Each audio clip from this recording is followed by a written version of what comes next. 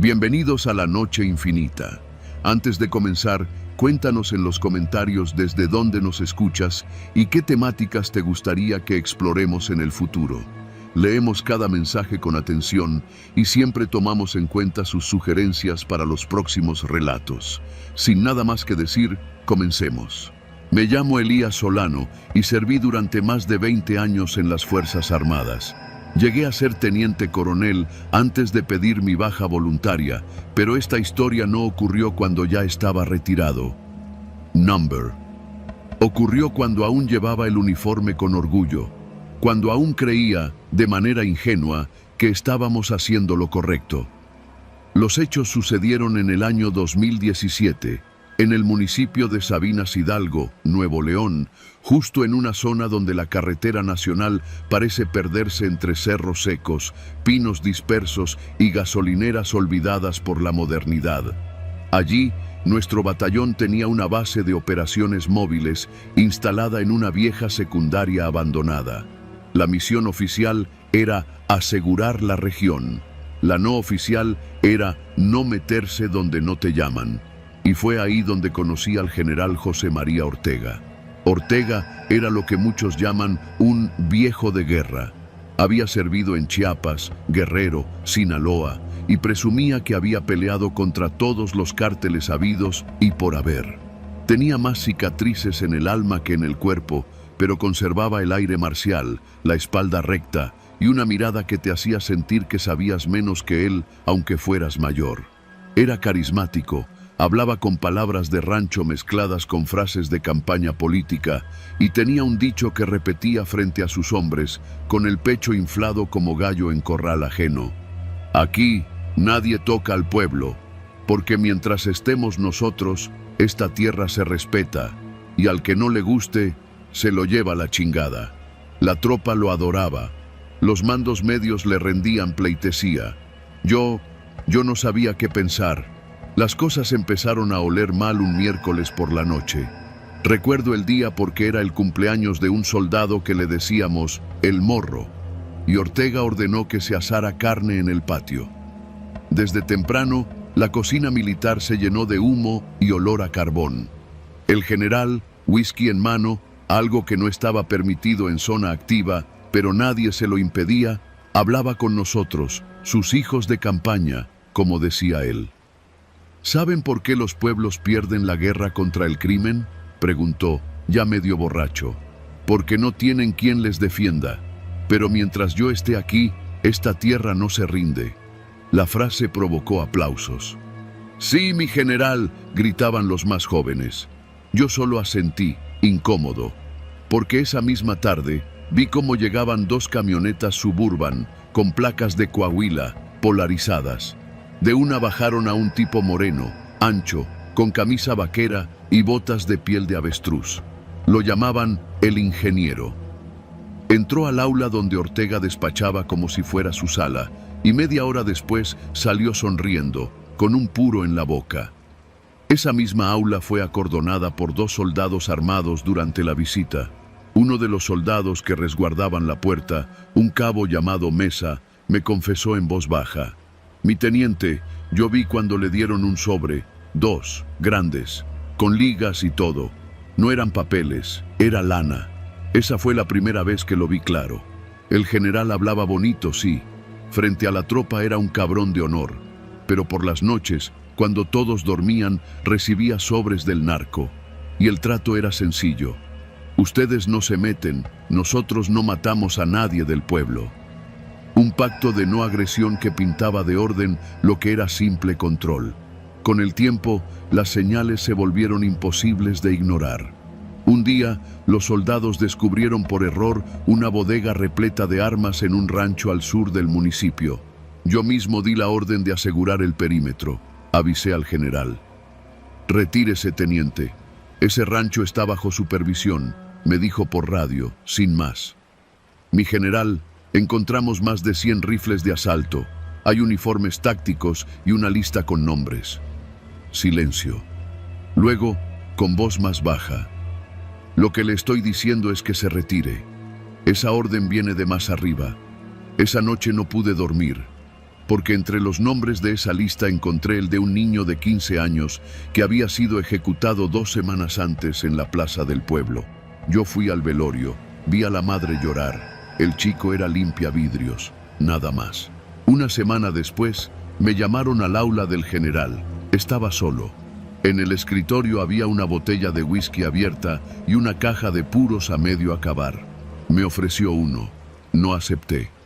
Mire, Elías, me dijo, dejando de lado el protocolo. No lo llamé aquí para regañarlo. Usted es buen elemento, inteligente, pero tiene que entender cómo funcionan las cosas acá. No entiendo por qué dejamos ir esa bodega, mi general. Porque hay cosas que no se tocan, teniente.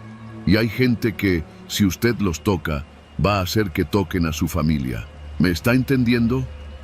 Me quedé en silencio. Nadie toca al pueblo, Elías, pero tampoco podemos tocar a quienes mandan en el monte, porque esto ya no es una guerra, es un trato. ¿Sabe cuántas matanzas se han evitado gracias a eso? ¿Cuántos niños no han muerto?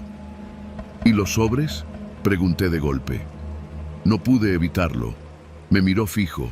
Luego sonrió con tristeza.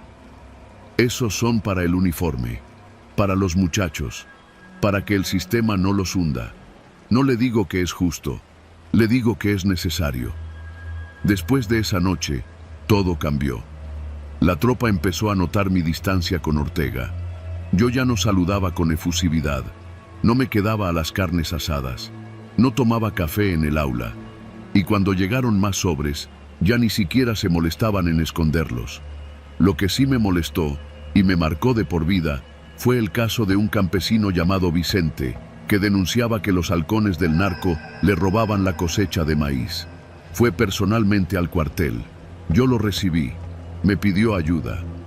Mi general dijo que nadie toca al pueblo, me repitió con fe ciega. Yo soy el pueblo, y me están chingando. Le prometí que haría algo. A la mañana siguiente, encontraron a Vicente colgado en su parcela. No hubo prensa. No hubo investigación, solo una nota escrita en cartulina. Así mueren los que se meten donde no deben. Ese mismo día pedí mi cambio de adscripción. No me lo autorizaron. Una semana después, denuncié anónimamente al general ante la Fiscalía Militar. Me arriesgué. Di nombres, fechas, grabaciones, todo. La respuesta tardó 3 meses. Cuando llegó, fue a través de una llamada. Elías Solano. Ya no tiene futuro en este cuerpo. Le sugerimos tramitar su baja voluntaria. Lo hice. Nunca nadie procesó al general Ortega. Se retiró 2 años después con honores. Dio discursos en escuelas militares. Escribió un libro sobre la ética del mando en zonas de conflicto. A veces lo entrevistan en programas de televisión local. Siempre repite su frase estrella. Mientras yo estuve allí, nadie tocó al pueblo. Y yo, desde mi casa en Monterrey, lo escucho en silencio, con las manos temblorosas, porque sé cuántos murieron mientras él decía proteger, porque sé cuántos sobres cruzaron esa puerta, y porque sé que el verdadero enemigo no venía del monte, sino del escritorio de al lado.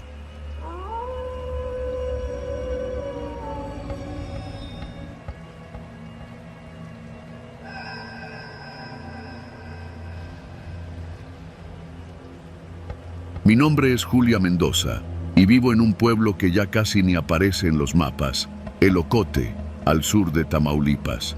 A simple vista no pasa mucho aquí. Las casas tienen más años que los niños que corren descalzos por las calles. Hay una iglesia vieja con campanas que ya no suenan, un mercado medio abandonado y una sola secundaria. Pero debajo de ese silencio espeso hay algo que todos conocemos y nadie dice en voz alta: aquí mandan otros. Y no me refiero al gobierno. Mi hijo Emiliano tenía 19 años cuando desapareció. Era el menor de mis 3 hijos, el único que todavía dormía en casa, el único que me abrazaba antes de salir. No era malandro ni vago. Trabajaba en una vulcanizadora a la entrada del pueblo y en ratos libres ayudaba en la tiendita del señor Silvano. Le decían el güero, porque era más claro que los demás, aunque de ojos oscuros, como yo. Una tarde de julio, justo después del aguacero, Emiliano salió a comprar tortillas y no regresó. Primero pensé que se había ido con los amigos, pero pasaron las horas, cayó la noche y nada. Salí a buscarlo. Fui a la tienda, a la Vulca, al campo de fútbol. Nadie lo había visto. Nadie sabía nada. Fui a la comandancia, si es que se le puede llamar así. 2 cuartos en ruinas y un policía dormido con el uniforme desabrochado. Me dijo que seguro se había ido con una morrita, que regresara al rato. Regresé al día siguiente, luego el siguiente. Me mandaron con la fiscalía del municipio a más de 30 kilómetros. Allá, después de horas de espera, una secretaria me dio un papel con un número y me dijo que me llamarían. Nunca lo hicieron. Una semana después encontré su bicicleta tirada en la orilla de un canal. Tenía el manubrio doblado y sangre seca en la llanta delantera. Allí empezó mi infierno. Pasaron los días. Yo pegaba hojas con su foto en los postes, afuera de la iglesia, en los árboles. Nadie me ayudaba, nadie preguntaba, nadie miraba. Hasta que una mañana tocaron a mi puerta. 3 hombres con uniforme del ejército, un sargento, un cabo y un soldado más joven que Emiliano. Me dijeron que estaban enterados de la desaparición, que venían a ayudarme.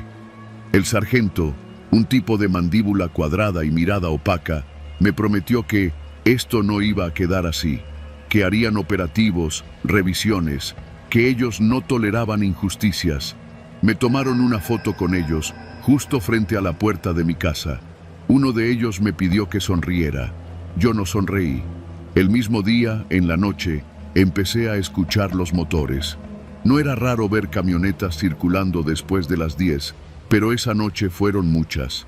Faros apagados, cristales polarizados, y justo frente a la plaza principal, los soldados, con sus armas, parados, fingiendo estar patrullando. Pero lo vi, yo lo vi. Los narcos bajaron de las camionetas, con sus gorras planas, cadenas brillando, las carcajadas llenando el aire. Se acercaron a los soldados como si fueran viejos amigos. Se dieron la mano. Uno sacó una botella de Buchanan's y brindaron ahí mismo, riéndose. El sargento, el mismo que me prometió justicia esa mañana, se sirvió primero. Me escondí detrás de una cortina y vi todo. Luego me fui al cuarto y lloré tan bajito como pude. Mis otros hijos ya estaban casados, pero vinieron en cuanto les conté. Me dijeron que no me metiera más, que lo dejara ir, que si hablaba demasiado podrían llevarse a otro. No podía, no quería.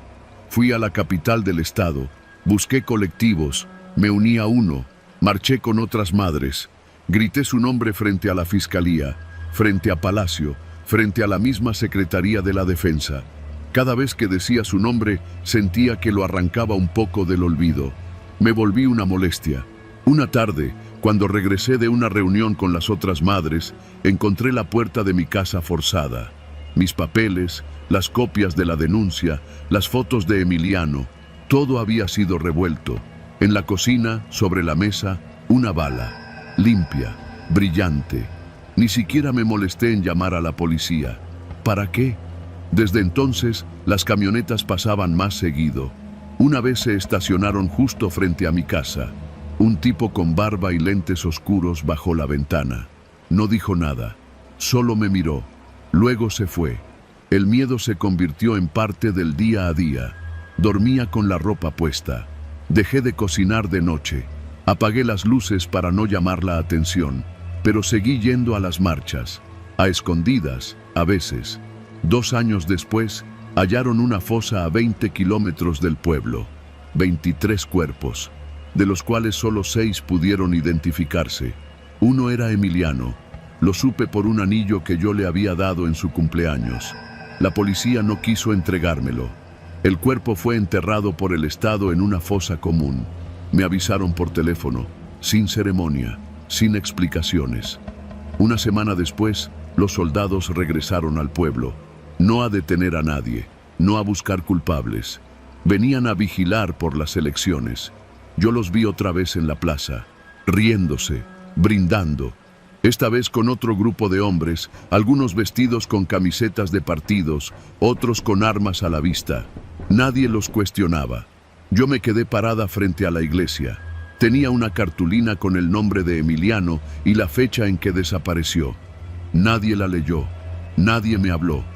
Un niño pasó junto a mí y me preguntó si vendía tamales. Desde ese día entendí la verdad. Aquí la justicia es una palabra vacía. Aquí los abrazos y los balazos vienen del mismo lugar. Aquí las promesas de los soldados son como las ráfagas que disparan al aire. Ruido para asustar, pero nunca para acertar. Yo sigo aquí, en la misma casa, con la foto de Emiliano junto a la ventana.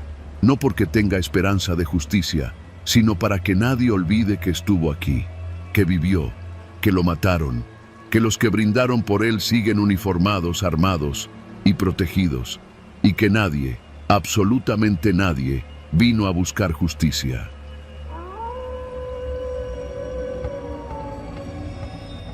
Me llamo Julián, tengo 58 años y nací en un ranchito enclavado en la sierra de Sinaloa, entre el Palmarito y el Saus. Toda mi vida me he dedicado al campo. No tengo escuela, pero sé moverme entre los surcos y el monte como cualquier venado. Lo que les voy a contar no lo escuché de nadie, no me lo inventé ni lo soñé. Me pasó. Y desde entonces ya no subo solo a la brecha del aguaje. Era finales de octubre, temporada en la que la tierra huele a hoja seca y todo cruje bajo las botas. Yo tenía que subir a revisar un bebedero que usamos para el ganado. Está como a 1 hora caminando desde mi casa, en una lomita que da vista al cañón. Esa parte del monte está sola. Antes subían militares, pero últimamente no se miraba ni un alma. Según decían, los narcos andaban bravos por esos rumbos, y uno ya sabe que cuando la sierra está en calma, es porque algo la está sosteniendo en silencio. Esa mañana me levanté antes de que clareara. Cargué el burro con un saco de sal, mi machete y la radio portátil con la que a veces agarro señal para oír a los otros rancheros. El aire estaba frío y las estrellas seguían bien plantadas arriba. No me llevé escopeta. No pensé que fuera a necesitarla. Subí como siempre, por la vereda del Nogal Viejo, cruzando el arroyo seco y bordeando las peñas. Todo iba tranquilo. Ni siquiera los pájaros cantaban. Eso ya se me hizo raro. Cuando llegué al aguaje, me encontré con que el bebedero estaba casi lleno, pero las huellas del ganado eran viejas. Lo primero que pensé fue que alguna bestia se había espantado a las vacas, un coyote o hasta un puma. Me puse a revisar la zona. Entonces lo vi. Unos metros más allá, entre los arbustos bajos, estaban tirados varios uniformes verdes. Al principio creí que alguien los había dejado secando, pero al acercarme vi que estaban todos revueltos, sucios, con sangre seca. Eran uniformes militares, con las insignias todavía cosidas. Uno de ellos tenía incluso el casco puesto, doblado de lado como si se lo hubieran arrancado de un golpe. Me agaché a revisar con el machete en la mano. No había cuerpos, solo la ropa, botas, cinturones, cartucheras vacías y 2 radios. Radios de los grandes, de esos que cargan los soldados en la espalda. Uno de ellos estaba completamente destrozado. El otro, ese seguía encendido. Emitía un ruido de estática y entre el chasquido se oía una voz rezando. Clarito. Alguien decía el Padre Nuestro, una y otra vez, como si se hubiera quedado trabado en una grabación. Pero no era una voz artificial. Era un hombre, con acento norteño, con voz ronca y suplicante. Padre nuestro que estás en el cielo, líbranos del mal. Me quedé helado. No había señal de batalla, ni casquillos, ni sangre fresca. Solo esa ropa militar, las radios y ese rezo pegado como un lamento eterno. Quise apagar el radio, pero apenas lo toqué, cambió de frecuencia solo. Ahora se escuchaba una conversación entrecortada. Eran códigos, palabras que no entendía, gritos, y luego, de nuevo, el rezo. Retrocedí. El monte entero se sentía diferente. No corría el viento, no se movía nada. El burro que había amarrado más atrás empezó a rebuznar. Lo llamé con un silbido, pero no se movió. Solo pataleaba en seco, como si oliera algo. Entonces escuché pasos. Lo juro por mi madre, que en paz descanse. Pasos. No los míos, no del burro. pasos pesados, como botas pisando hojas secas, allá abajo, por la vereda de entrada. Me agaché instintivamente y apagué mi radio. No quise que nadie supiera que yo estaba ahí. Me escondí entre las piedras, a unos 20 metros del claro donde estaban los uniformes. Los pasos se acercaban. Luego, silencio. Desde donde estaba no alcanzaba a ver nada, pero lo sentía. Era esa clase de silencio que pesa. El burro ya no rebuznaba. Lo escuché correr, jalando la cuerda hasta que se soltó. Y yo seguí agachado, sin atreverme a moverme. Entonces vi una silueta. Era un hombre, alto, flaco, con el rostro tapado por un pasamontañas negro. Vestía como civil, pero traía chaleco táctico y un rifle largo colgado del pecho. Se agachó frente a los uniformes y recogió uno. Lo olió, lo revisó y luego pateó el casco como si le diera asco. Habló por radio. «Ya están como dijiste, los dejaron tirados, no hay ni uno vivo». Una voz respondió al otro lado. No la entendí bien, pero sonaba calmada, como de mando. El hombre volvió a hablar. «Aquí no hay nada más, pero el radio sigue sonando, como si alguien lo estuviera sosteniendo todavía». No quise oír más. Me deslicé por el borde de la piedra y empecé a bajar como pude, casi gateando. Me raspé los brazos y las rodillas, pero no me importó. Tenía que salirme del monte. Cuando llegué al camino principal, ya estaba el sol arriba. Me encontré al burro abajo, junto al alambrado. Tenía espuma en la boca y temblaba. Le quité la carga y lo dejé ir. Regresé a mi casa sin decir nada.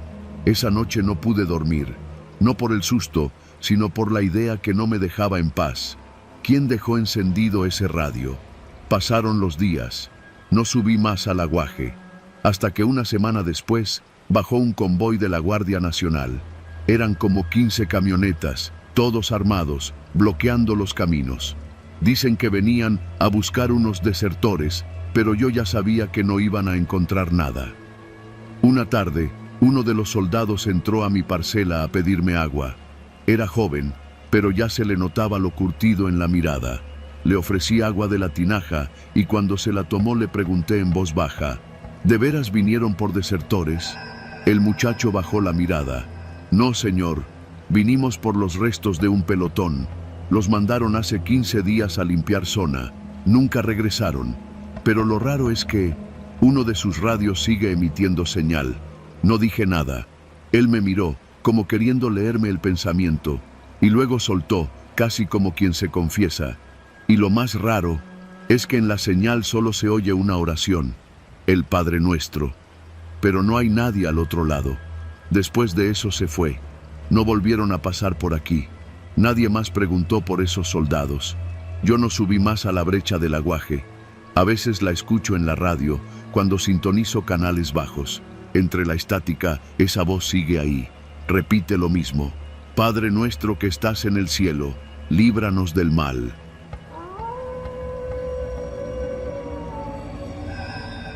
No voy a decir mi nombre ni la región exacta.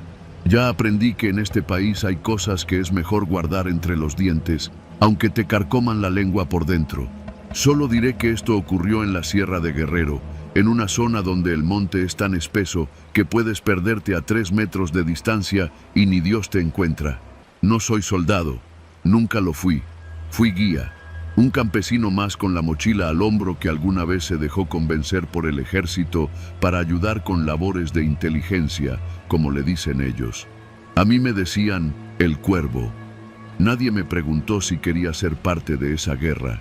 Solo me vi metido en ella, porque acá, en los cerros, o eres del gobierno o eres del narco. Y si tratas de quedarte en medio, te mueres solo, sin que nadie te reclame. Esa tarde habíamos subido con un pelotón de 13 elementos. Iban con uniforme completo, botas nuevas y caras de morros recién salidos del cuartel. Yo era el único civil. Conocía cada vereda, cada escondite entre las piedras. Mi trabajo era guiarlos hasta donde, según la información que me dieron, se escondía una célula del Cártel del Sur. Subimos sin ruido, como se debe. El calor apretaba, pero el miedo más. Uno aprende a oler el peligro, como huele uno el maíz cuando ya está quemando. y esa montaña olía a muerte desde antes de poner un pie en ella. A las 2 de la tarde ya estábamos cerca. Nos detuvimos a descansar junto a un arroyo seco. El sargento, un tipo moreno con la cara llena de cicatrices, me dijo: «De aquí en adelante, nada de radios, solo señas». Asentí. Yo ya sabía. Avanzamos unos 500 metros más cuando escuchamos los primeros disparos. No nos estaban emboscando. Number. Nos estaban esperando. No alcanzamos a retroceder. Uno de los primeros en caer fue el cabo Ortega. Lo vi agarrarse el cuello mientras la sangre salía a borbotones como si le hubieran abierto un grifo. Los otros intentaron responder el fuego, pero era inútil. Ellos conocían mejor el terreno. Disparaban desde arriba, desde todos lados. Yo me tiré al suelo, intentando hacerme el muerto. Fue una reacción instintiva, cobarde si quieren, pero efectiva. Me quedé boca abajo, sintiendo la tierra caliente pegada al pecho, mientras los gritos retumbaban por los árboles. Todo terminó en menos de 5 minutos. El tiroteo cesó y lo que vino después fue peor. Escuché pasos, risas, voces con acento costeño. Uno de ellos dijo: «Tráelos a todos, vamos a ponerlos a cantar». No entendí en ese momento. Luego sí. Me agarraron del brazo y me alzaron. Me puse a gritar que yo era civil, que solo era guía, pero no me escucharon. Uno me dio un culatazo en la espalda y caí de rodillas. Nos formaron en una fila, amarrándonos las manos con alambres. Éramos 7 los que habíamos sobrevivido. El resto quedó tirado, algunos con la cara irreconocible. «Vamos a marchar, perros», dijo uno de ellos, un tipo flaco con sombrero vaquero y ojos de loco. «Y van a cantar el himno nacional». Los soldados se miraron entre ellos. Uno de ellos, un chavo que no debía tener más de 20 años, comenzó a cantar con voz temblorosa: «Mexicanos, al grito de guerra». Y caminamos, uno detrás de otro. Cada vez que alguien dejaba de cantar, se escuchaba un disparo y uno menos seguía la marcha. Yo iba al final de la fila. Intentaba mover los labios, pero no me salía la voz. No sabía qué hacer. Me sentía al borde de desmayarme. La tierra se movía bajo mis pies. Los árboles parecían cerrarse sobre nosotros. El primer soldado cayó a los 5 minutos. Le dieron en la nuca. Cayó de rodillas, luego de cara al suelo. Nadie dijo nada. Solo seguimos marchando, cantando, temblando. El segundo intentó correr. Lo atraparon. Le dispararon en las piernas y luego lo remataron frente a todos. «Si uno corre, los demás pagan», gritó uno de los sicarios. Yo sentía que el corazón me iba a explotar. No sabía qué hacer. No era soldado, pero ellos no iban a hacer diferencias. Había subido con los militares. Ya estaba marcado. Entonces uno de los narcos me miró fijamente. Era un tipo joven, con la barba mal afeitada y una pistola en la mano. Me señaló y dijo: «Ese no canta, ese no es militar». Se acercó. Me tomó del cuello de la camisa. Me olió. «¿Eres guía?». Asentí. La voz no me salía. «¿De dónde eres?». Le dije el nombre de mi comunidad. Me vio con extrañeza. «Conozco a tu tío.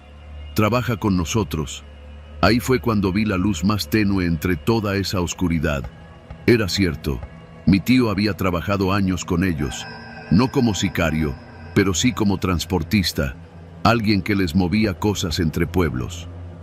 «No sabía que andabas con los verdes». No, solo fue por una vez», mentí. «Me pagaban bien. Tengo familia».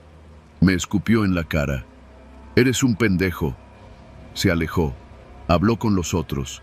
Unos minutos después, me soltaron las manos. «Vete, corre, y no regreses nunca a estos cerros. Si te volvemos a ver, te vamos a colgar del puente». Corrí. No pregunté. No miré atrás. Bajé la sierra como alma que lleva el diablo, con los pantalones rotos y la espalda sangrando. Vomité 2 veces en el camino. Me rasgué las plantas de los pies. No me importó. Solo quería alejarme de esa fila que seguía cantando, cada vez más baja, cada vez con menos voces. Llegué al pueblo al amanecer. Nadie me preguntó nada. Nadie quiso saber. Aquí todos saben que hay preguntas que traen plomo como respuesta. Nunca volví a subir al cerro. Dejé la región meses después. Ahora vendo herramientas en una ferretería en Oaxaca. Me hago llamar Andrés. No quiero saber de guías, ni de montañas, ni de himnos nacionales.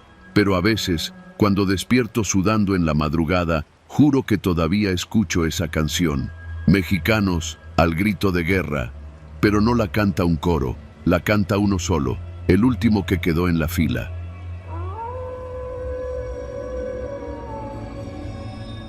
Me llamo Víctor, tengo 26 años y durante casi 3 años fui parte del grupo de tiradores de precisión en un batallón del norte de México, cerca de Culiacán. Para no dar detalles que me puedan seguir, no diré el nombre del campo ni del regimiento, pero quienes han estado ahí sabrán de qué hablo. Me alisté cuando tenía apenas 20 años, después de que mataran a mi hermano menor por una deuda con gente que, según decían, no perdonaba ni un peso. Yo no quería venganza, pero sí algo que me ayudara a no sentirme tan inútil. Durante los primeros meses, todo fue como lo esperaba. Disciplina, rutinas, disparos, limpieza, comida insípida. Pero al cabo de un año, cuando me seleccionaron para entrenamiento especial como tirador, empecé a notar cosas raras. No en el entrenamiento en sí, sino en lo que pasaba después. Cada semana, sin falta, llegaban camionetas blindadas, algunas con placas falsas, otras sin placas, directo hasta las áreas donde practicábamos. Bajaban tipos bien vestidos, con lentes oscuros y a veces incluso traían mujeres. Los oficiales nunca decían nada. Nosotros sabíamos que no debíamos preguntar. A los mejores les hacían propuestas, así lo llamaban ellos. A mí me llegó la primera a los 21 años.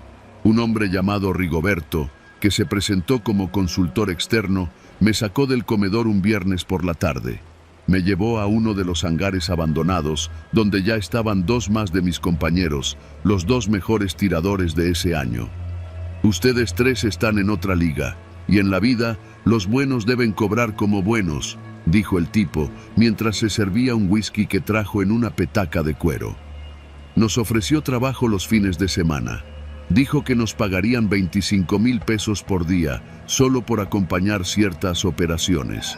El contrato era verbal, el dinero se entregaba en efectivo y nadie debía saberlo.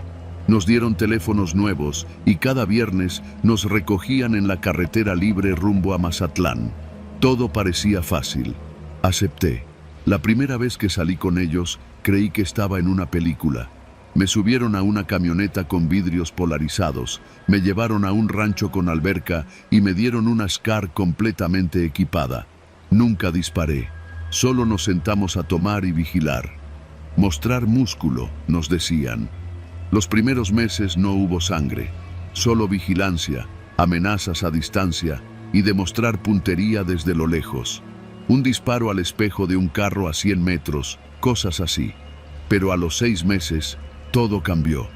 Una noche nos llevaron a un punto en medio del monte.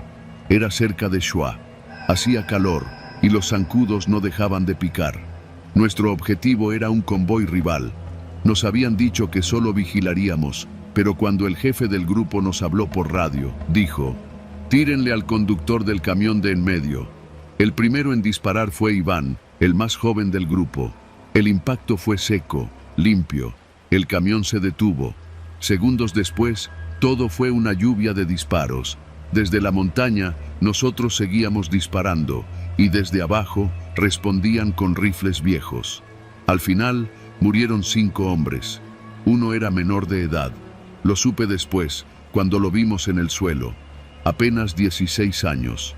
Volvimos al rancho esa noche con las botas llenas de lodo y el estómago revuelto.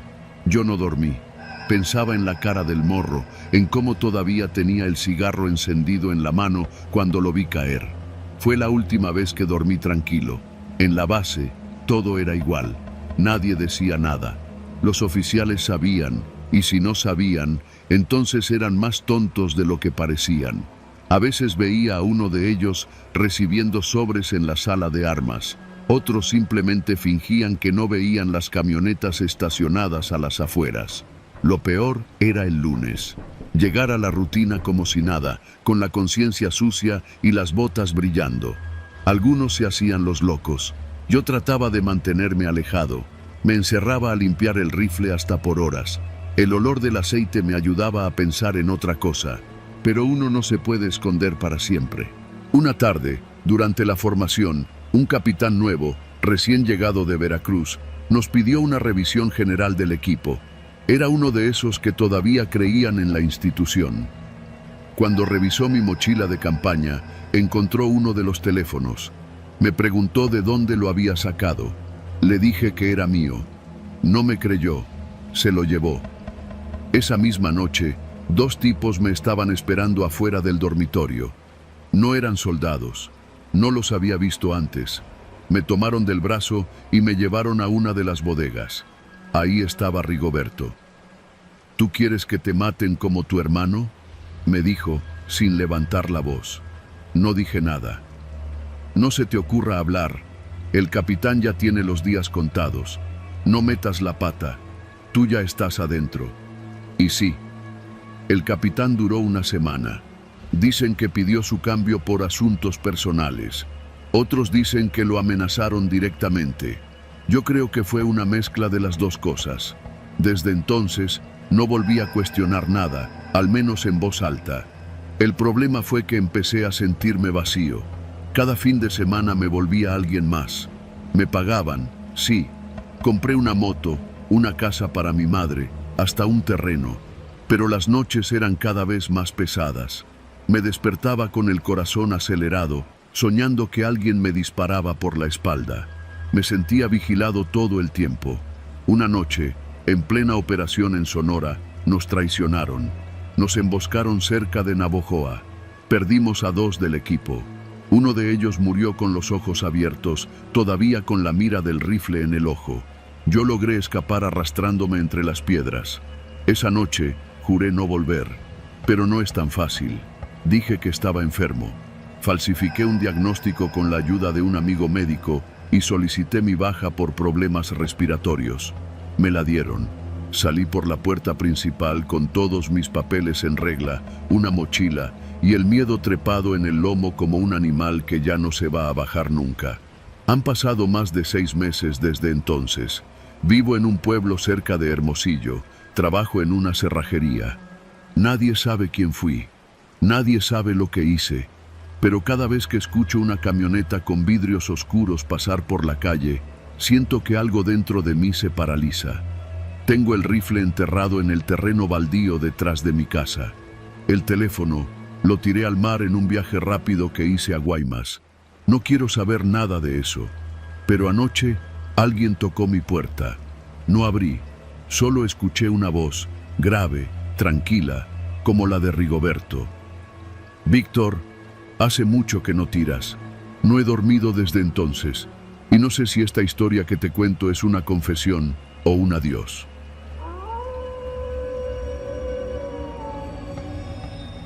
Mi nombre es Adal, aunque ese no fue el nombre con el que aprendí a matar. En aquel entonces me decían El Cuervo, un apodo feo pero útil porque nunca dejaba testigos. Durante casi 8 años trabajé como sicario para un grupo que operaba entre Zacatecas y San Luis Potosí. No éramos los más grandes, ni los más sanguinarios, pero teníamos algo que nos hizo durar más de lo que deberíamos. Alguien dentro del ejército nos abastecía de armas oficiales, nuevas, limpias, armas que nunca se rastreaban, armas que mataban sin dejar huella. El contacto era puntual. Llegaban en cajas selladas con logotipos del gobierno federal, transportadas en camionetas verdes que, de día, patrullaban comunidades rurales y de noche abastecían el infierno. El que entregaba nunca hablaba mucho. Solo daba un apretón de manos y pedía que contáramos rápido. A veces me tocaba supervisar los envíos. Fue en una de esas noches, hace unos 6 años, que vi por primera vez al comandante. Usaba uniforme completo, con insignias relucientes. Nos dijo que era por el orden, que esas armas no eran para jugar, que no quería escándalos. Se fue con la misma seriedad con la que llegó. No volvió a aparecer, pero el flujo de armas siguió por 2 años más. Y después, como todo lo que viene fácil, se acabó. Lo siguiente fue un operativo, un infierno. helicópteros, retenes falsos, comandos vestidos de negro. Nos arrasaron en un rancho al norte de Villa de Cos. Yo fui uno de los únicos que no murieron. Tal vez por suerte, tal vez porque tenía el mal hábito de salir a fumar solo cuando algo me olía mal. Esa noche, mientras orinaba en la barda trasera del rancho, escuché el rugido de las hélices. Ni siquiera entré a advertirles. Corrí hacia el monte como un perro sin dueño. Me detuvieron 2 días después, cuando trataba de llegar a Aguascalientes a pie. Estaba flaco, quemado por el sol y con la conciencia embarrada de miedo. Me agarraron en un retén y me esposaron sin preguntarme el nombre. En la Delegación Federal de San Luis me metieron en una celda helada, con paredes color moco y un foco parpadeante que me hizo pensar que la tortura iba a ser lenta. Pero nunca llegó. En vez de eso, me ofrecieron un trato: hablar, colaborar, sobrevivir. Acepté. Pasé los siguientes años en el infierno lento del sistema judicial. Testifiqué, inventé, escondí nombres, negocié como quien camina sobre una tabla flotando en agua sucia. Me reubicaron en el norte, en Durango, con una nueva identidad y un trabajo de mierda como despachador de gasolina en la madrugada. Tenía que reportarme con un tipo cada 15 días, firmar unos papeles, hacerme pasar por otro. Pensé que ya lo había superado, que la violencia había quedado detrás, hasta esta semana. Estaba sentado en la sala de espera del IMSS en Gómez Palacio, sudando con el uniforme grasoso de la gasolinera cuando los vi entrar. 4 militares. Uno de ellos caminaba al frente, con paso de dueño. Se detuvo en el pasillo y pidió hablar con la dirección. Su voz era igual, pero más ronca. El uniforme tenía más estrellas. Su rostro estaba más viejo, la mandíbula apretada por los años. Pero no había duda. Era él, el mismo comandante que me vendía armas, el mismo que hizo negocios con nosotros mientras patrullaba ranchos con discursos de orden. Me paré sin pensar y me metí al baño. No era miedo, era instinto. Me vi en el espejo y apenas me reconocí. El cuervo, el de antes, habría agarrado una navaja y salido a degollarlo frente a todos. Pero ya no era él. O al menos eso me repetía cada noche mientras fumaba a escondidas detrás de la gasolinera. Salí 10 minutos después, fingiendo normalidad. Me senté de nuevo, pero ya no podía pensar en nada más. Él estaba ahí, y si me reconocía todo se iba al carajo. No lo hizo ese día, pero me empezó a ver. Días después, lo vi de nuevo. Esta vez, en el Oxxo de la Avenida Victoria. Iba solo, en ropa civil, comprando cigarros. Pasó junto a mí y su mirada se detuvo. No dijo nada, pero su ceja izquierda se arqueó. Una mínima reacción, como si algo se le revolviera en el fondo de la memoria. Pasaron 2 semanas. Cada noche me costaba más dormir. Empecé a tomar de nuevo. Me volví paranoico.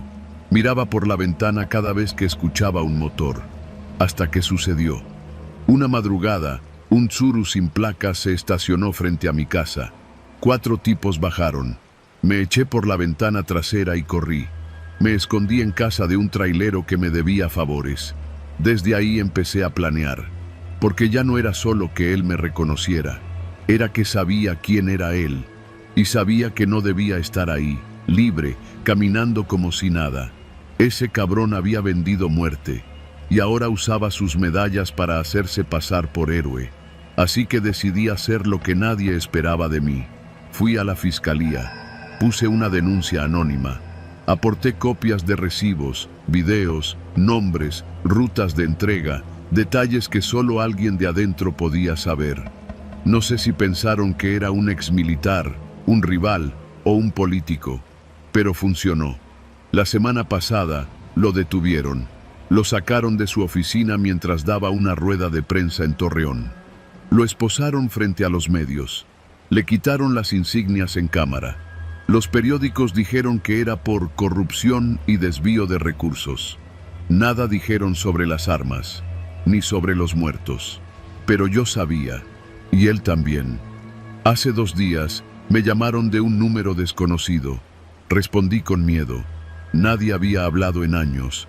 Una voz me dijo: «Lo encontraste antes que nosotros». Colgué. No sé si eran los míos de antes o los nuevos, pero entendí el mensaje. La guerra nunca se acaba, solo cambia de nombres, de banderas, de comandantes. Sigo en Durango, mismo trabajo, mismo sueldo miserable, pero ahora duermo un poco mejor, aunque cada noche, antes de cerrar los ojos, reviso por la ventana, por si vuelve.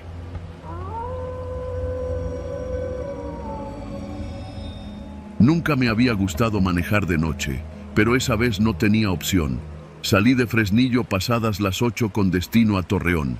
Me urgía llegar antes del amanecer, y aunque sabía que cruzar esa parte del norte de Zacatecas a deshoras era jugársela, me dije que si me iba por la libre y sin paradas innecesarias, llegaría bien.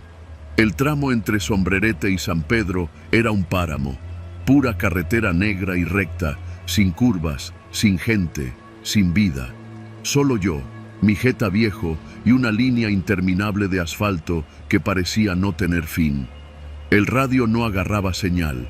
La música descargada en mi teléfono se había acabado y el silencio comenzó a volverse un enemigo. A eso de las 11 pasé un retén militar a la altura de Chalchihuites. Todo tranquilo. Me pidieron abrir la cajuela, revisaron sin mucha prisa y me dejaron seguir. Lo raro fue que el soldado que me revisó, antes de dejarme ir, me dijo algo que me sonó más como advertencia que como cortesía. Maneje derecho, jefe, y no se detenga por nada, ¿sí? Lo miré, esperando que dijera algo más, pero solo me dio una palmada en el cofre y se alejó. Me subí de nuevo y seguí. A los pocos kilómetros me metí en un tramo más oscuro. No había ni un solo foco público. Los faros del coche apenas iluminaban unos 10 metros al frente y el resto era oscuridad pura, como si el mundo hubiera dejado de existir más allá del cristal. Fue en ese tramo donde pasó. Primero vi luces, faros potentes que venían a lo lejos, en sentido contrario. Al principio creí que era una sola camioneta, pero conforme se acercaban noté que eran varias, muchas, como mínimo 5 o 6. Venían en fila india, a toda velocidad, pero de forma organizada. Todos los vehículos eran negros, sin placas visibles y con torretas de luz apagadas. Uno tras otro, cruzaban el silencio como espectros de metal. Reducí la velocidad sin frenar por completo. Había algo en la manera en que venían que me puso tenso. Me pegué al acotamiento, dejándoles toda la carretera libre. Fue entonces que vi que no venían solos. Atrás de esa caravana, con unos 200 metros de distancia, venía otro grupo. También camionetas, pero estas eran diferentes. Traían pintado el logotipo de la Sedena, camuflaje en los costados y soldados armados en la batea. Las luces apagadas, sin sirenas, sin bocinas, solo avanzaban, sigilosos, como si estuvieran siguiéndolos, pero sin intención de alcanzarlos. Ahí supe que me había metido en algo que no debía presenciar. Me congelé, literalmente. Manejaba, sí, pero con las manos aferradas al volante y la mandíbula apretada. Pasaron frente a mí sin mirarme, pero los vi. Los hombres en las bateas, encapuchados, armados con fusiles enormes. Algunos con pasamontañas, otros con el rostro descubierto y los ojos fijos al frente. No hablaban.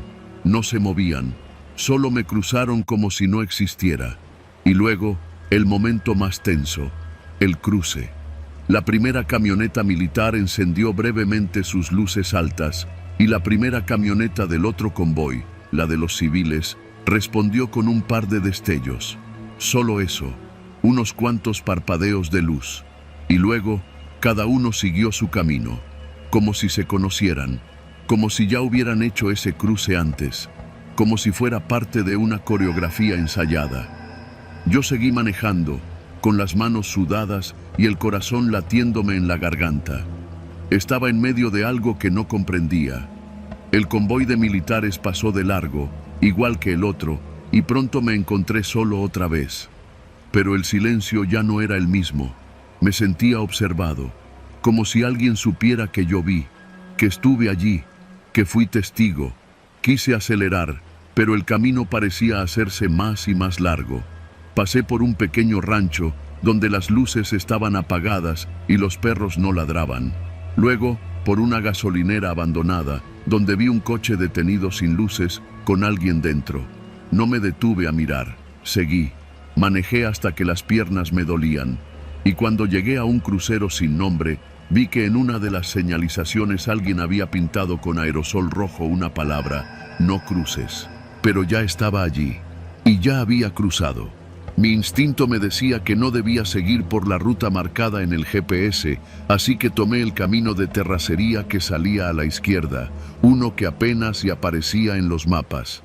No sé por qué lo hice, tal vez por miedo, tal vez por corazonada, pero fue la decisión correcta. Más adelante me enteré de que, esa misma noche, en la ruta principal, hubo un enfrentamiento. Oficialmente, dijeron que fue una balacera entre grupos delictivos. No lo mencionaron en las noticias nacionales, solo apareció en portales locales. Y ni una sola palabra sobre los convoyes. Tampoco mencionaron que esa carretera, desde hacía tiempo, era usada como corredor por ambos bandos. Ni que los militares muchas veces dejaban pasar a los narcos sin tocarlos, a cambio de no estorbar sus rutas. Lo supe por un amigo periodista. Uno que ya no está. Desapareció el año pasado. Desde entonces, evito manejar de noche. Ya no me fío de ninguna carretera, menos en el norte. Menos cuando las luces aparecen y desaparecen como si fueran guiños entre fantasmas. Porque si algo aprendí esa noche, es que en este país, a veces, los peores miedos no vienen del más allá. Vienen de aquí, de los que tienen armas, poder y silencio. Y lo peor es que ni siquiera necesitan dispararte para dejarte marcado para siempre.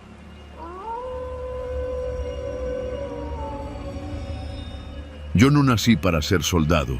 Lo supe desde la primera vez que vi cómo el cuerpo de un compañero se desplomaba con un tiro limpio en la frente. Pero no hay muchas opciones cuando naces en un ejido olvidado del norte de Zacatecas, donde lo único que crece es la desesperanza. Mi nombre es Julián. Soy cabo segundo en el ejército mexicano.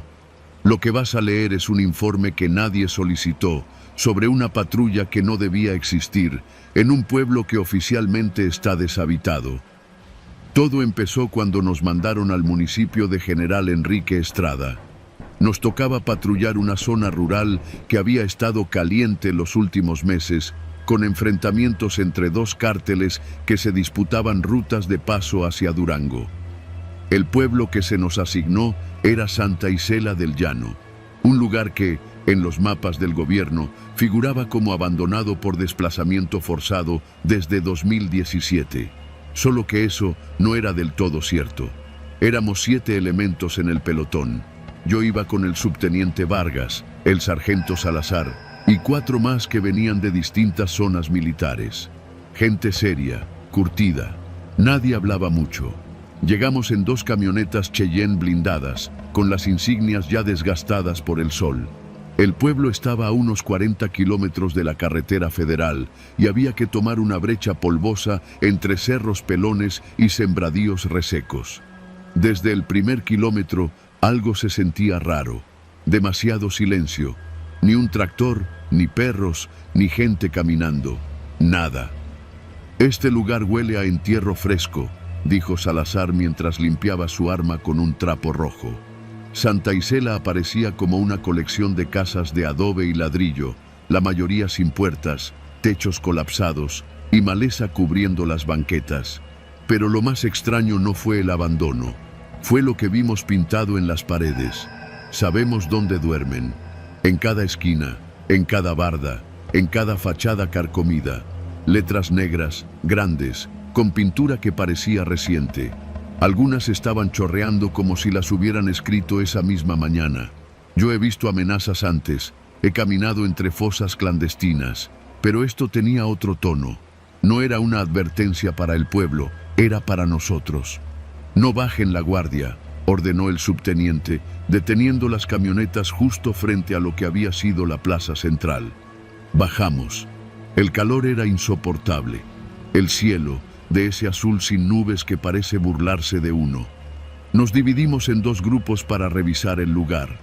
Yo iba con Salazar, el soldado Lugo y el recluta Mayoral, un muchacho nuevo que no llevaba ni 6 meses fuera del colegio militar. Entramos a la escuela del pueblo.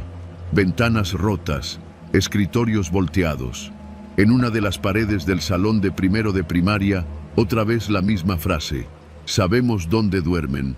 Solo que esta vez alguien había dibujado 7 ataúdes al lado. ¿Cuántos somos?, preguntó Lugo en voz baja. 7, respondió Salazar sin levantar la mirada. En la dirección encontramos algo peor.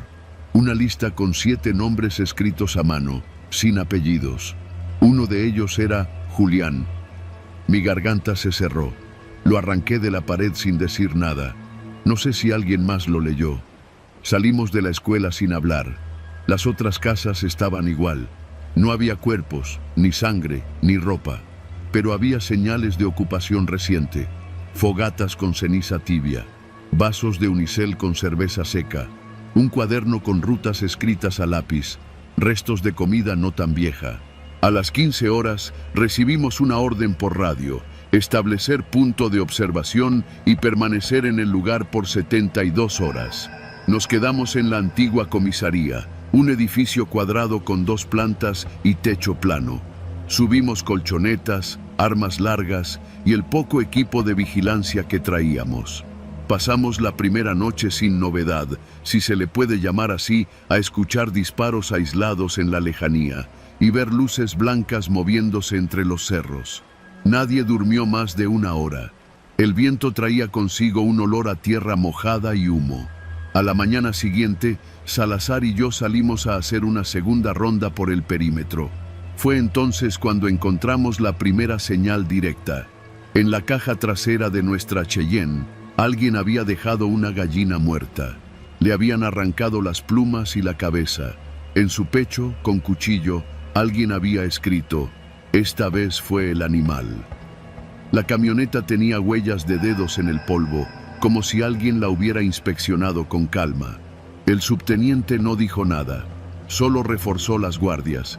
A partir de ese momento, nadie podía moverse solo, pero la tensión se convirtió en paranoia cuando Lugo desapareció. Fue después de la segunda noche. Habíamos hecho cambio de turno a las 3 de la madrugada.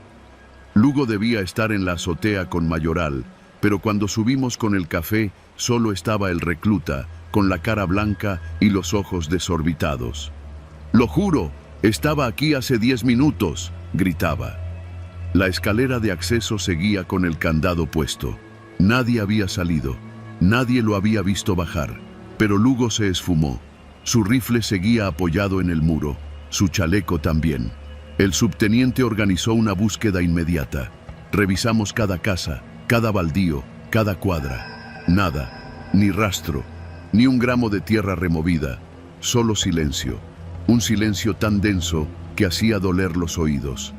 A la tarde, una ráfaga de viento abrió una puerta vieja frente a la plaza. En la pared interior, alguien había escrito una nueva frase: con sangre. Ya sabemos dónde duerme el primero. Fue entonces cuando empezamos a perder el control. Mayoral tuvo que ser amarrado. Quiso salir corriendo por la brecha. El sargento Salazar pidió evacuación inmediata, pero la radio empezó a fallar. Solo interferencia. Intentamos usar los teléfonos satelitales. Ninguno funcionaba. El subteniente ordenó que nos replegáramos a la azotea y esperáramos hasta el amanecer. Esa noche no hubo disparos, ni luces, ni ruidos. Solo las sombras de las casas proyectándose sobre nosotros como animales, esperando su momento. Al amanecer, encontramos el cuerpo de Lugo. Estaba colgado de un poste de luz frente a la iglesia, con uniforme limpio, sin heridas visibles, solo la misma frase tatuada en su espalda, como si la hubieran hecho con un hierro caliente: sabemos dónde duermes. No aguantamos más. Nos fuimos, rompimos la orden. El subteniente tomó la decisión. Arrancamos las camionetas, dejamos atrás la comisaría, el cuerpo, todo. Nadie dijo una palabra en las siguientes 2 horas de camino. Al llegar al retén más cercano, entregamos un reporte incompleto. Mencionamos hostigamiento, un desaparecido y señales de presencia armada. Pero omitimos los detalles. Nadie nos iba a creer. Ni siquiera nosotros queríamos creerlo. A los 3 días llegó un nuevo pelotón. También eran 7. A la semana, el subteniente Vargas se suicidó. Dejó una nota con solo 4 palabras. Ellos también lo sabían. Yo sigo con pesadillas. Cada noche escucho pasos afuera de mi casa. Siento que alguien me observa desde la calle. Cada vez que regreso de servicio, reviso las paredes buscando esa frase. Hasta ahora no la he visto, pero sé que va a aparecer, porque ellos saben dónde duermo.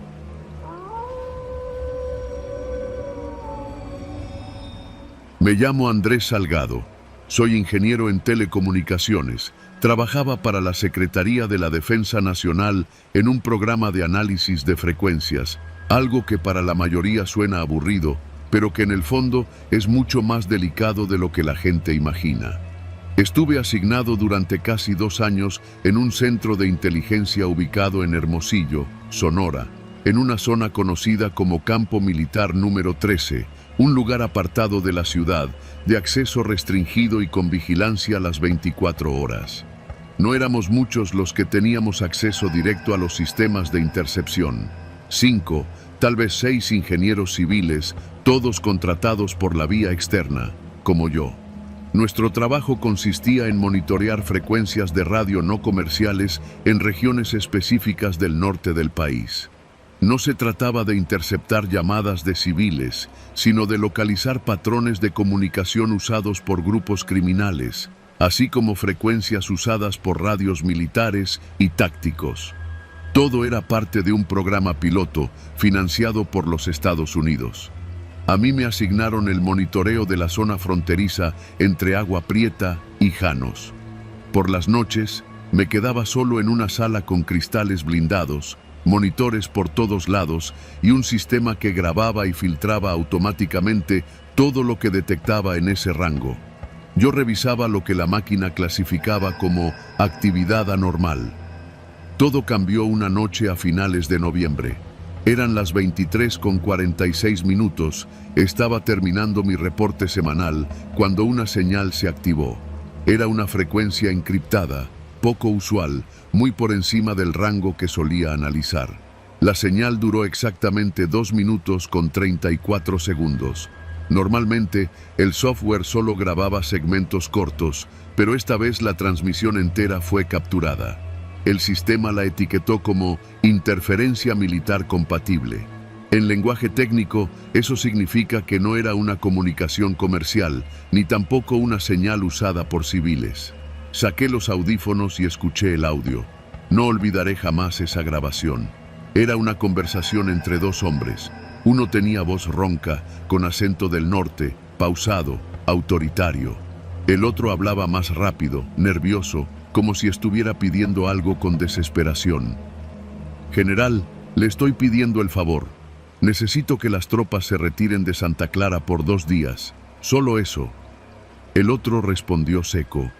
¿Por qué carajo crees que puedo hacer eso sin que me pregunten desde la capital? Porque usted ya lo ha hecho antes. Porque sabe que si entran los de Chihuahua por Santa Clara, se arma un cagadero. Ya le dejé lo suyo en el rancho. No le estoy pidiendo nada más. Solo 2 días, patrón.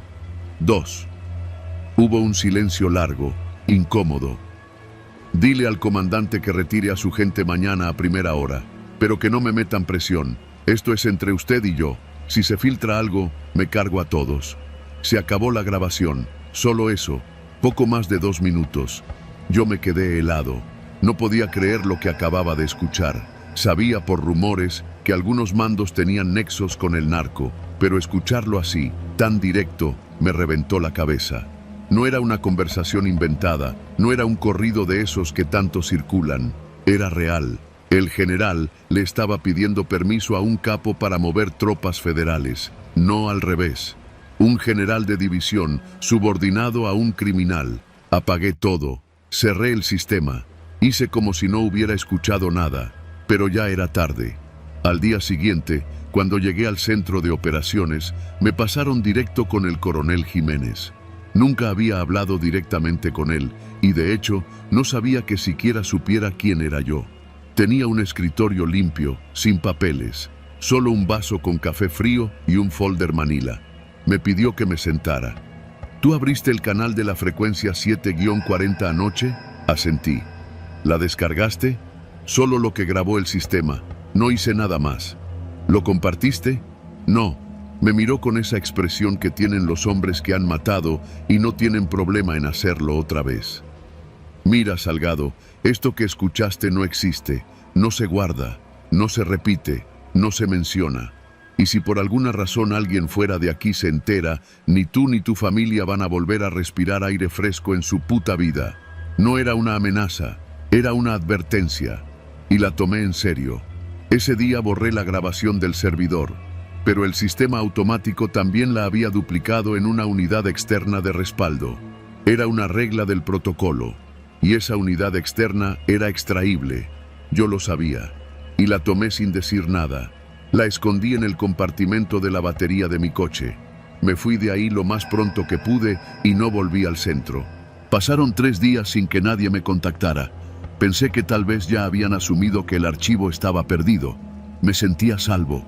Pero entonces alguien subió el audio a una página de filtraciones anónimas. No fui yo, lo juro. Yo nunca lo subí, pero alguien más lo hizo. A los pocos minutos de que apareció en línea, la página fue dada de baja. La grabación se propagó en canales cerrados de Telegram. Algunas cuentas la publicaron con títulos como El General Arrodillado, Narcoestado y México ya no es república. Pero todas esas publicaciones duraron poco. Era obvio que había alguien limpiando todo. A las pocas horas, los noticieros tradicionales no dijeron nada, pero en los cafés, en las calles, en las oficinas de gobierno, ya todos hablaban del audio. Nadie dudaba de su autenticidad, la calidad de la grabación, el tono de voz, los términos usados. Era demasiado creíble para ser falso. Esa noche me fui a dormir con miedo. Alrededor de las 2 de la madrugada, escuché que alguien intentaba abrir la puerta de mi casa. Me levanté con el corazón al borde del colapso. Vi por la mirilla. No había nadie. Pero el picaporte se movía, suave, como si alguien tuviera una copia y no quisiera hacer ruido. Tomé el USB con la copia de la grabación, me lo metí en la boca y lo envolví con cinta adhesiva. Lo tragué con agua. No me preguntes por qué. Fue un acto desesperado. Luego agarré mi mochila, la identificación de la Unison y salí por la ventana trasera. Caminé 6 cuadras, descalzo, hasta llegar a la casa de mi primo. Nunca regresé a mi casa. Los días siguientes fueron un infierno. 2 compañeros del centro donde trabajaba fueron encontrados suicidados. Uno con un balazo en la boca, el otro colgado en el cuarto de su hija. Ninguno tenía historial de depresión. Un tercer ingeniero desapareció saliendo de un Oxxo. Las cámaras del lugar nunca grabaron nada. Yo ya no era Andrés Salgado.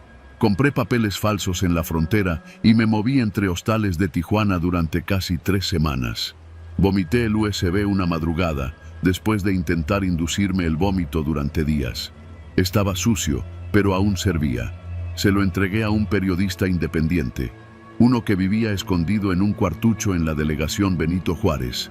Me dio una USB limpia a cambio. Le dije, si publicas esto, estás muerto, pero si no lo haces, todos lo estamos.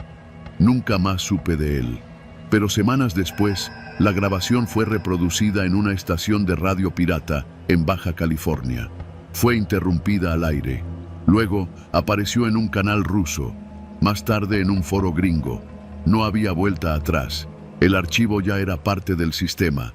El daño estaba hecho. Lo que nadie sabe es que el nombre del general sí se mencionaba. Justo al final del audio original, cuando el capo dice, «Usted siempre ha sido leal, general Rodríguez.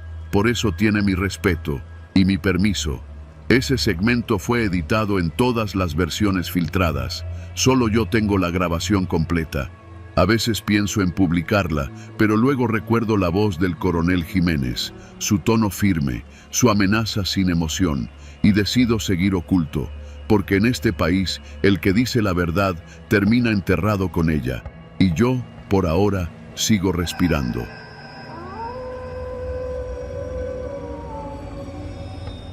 Me llamo Esteban y durante 10 años serví en las Fuerzas Armadas de México. A diferencia de muchos de mis compañeros, yo no entré por necesidad, sino por convicción. Pensaba, ingenuamente, que ser soldado era lo más cercano a ser héroe en un país que parecía estarse pudriendo desde adentro. Hasta que conocí la guerra, no la que aparece en los periódicos o en los discursos de los políticos, sino la que se vive al ras del suelo, en caminos de tierra donde el miedo no se disfraza con uniformes ni se esconde detrás de burocracia. Esto que te voy a contar pasó en Zacatecas, cerca del municipio de Fresnillo, una madrugada en la que todo lo que creía se vino abajo. Estábamos en operativo desde hacía 5 días. No dormíamos bien, no comíamos bien y no confiábamos en nadie que no estuviera en nuestra unidad. Nos habían mandado a patrullar la carretera federal 54, donde habían colgado 3 cuerpos de un puente 2 noches antes. Lo más grotesco del asunto, y por lo que se armó el desmadre, no era solo el asesinato, era que los cuerpos llevaban gorras de un cártel distinto al que dominaba la región. Un mensaje claro, directo, brutal, como un cerillo encendido sobre gasolina. La orden era sencilla: limpiar la zona, disuadir presencia armada y hacer presencia disuasiva. Pero todos sabíamos que era una forma elegante de decir: vayan a aguantar plomo. Yo iba con otros 5 soldados en una camioneta tipo Cheyenne, con el camuflaje desgastado y las placas medio tapadas por el polvo seco del camino. Nos dirigíamos hacia el tramo donde habían encontrado los cuerpos colgados. Aunque ya los habían retirado, el puente seguía oliendo a carne muerta y a miedo. Porque el miedo tiene un olor, te lo juro. Es una mezcla entre sudor rancio, gasolina y algo más. Como cobre caliente, como sangre fresca. Cuando llegamos al lugar, eran cerca de las 2 de la madrugada. La carretera estaba desierta. Ni un alma, ni un carro, ni un perro callejero. Fue ahí donde la radio crujió con la voz del capitán Sánchez. Esteban, instala un punto de observación. Quiero ojos en ese puente hasta el amanecer. No quiero otra pinche sorpresa. Yo asentí. Me bajé con Pablo y otro soldado más, Martínez, y comenzamos a montar una posición de vigilancia en el acotamiento, justo debajo del puente. Llevábamos visión nocturna, pero el equipo ya estaba medio madreado. A veces parecía que los fantasmas mismos caminaban por los bordes de la carretera. A eso de las 3 de la mañana, escuchamos lo que pensé que era un motor a lo lejos, pero no se veía ningún vehículo, solo el ruido, como una carcacha vieja que nunca se acercaba del todo. Pablo me dijo que estaba loco, que era el viento, pero yo ya había estado en situaciones donde el aire trae cosas que no deberían escucharse. A las 3:20, la radio volvió a sonar. Tenemos reporte de movimiento en el kilómetro 29. Vehículo sospechoso. No intervenir. Solo observar. Pasaron 10 minutos. Y entonces lo vimos. Una pick-up sin placas se estacionó justo en el puente, arriba de nosotros. Las luces se apagaron. Del lado del copiloto bajaron 2 hombres encapuchados. Llevaban cuerdas. Del lado de la batea bajaron otros 3.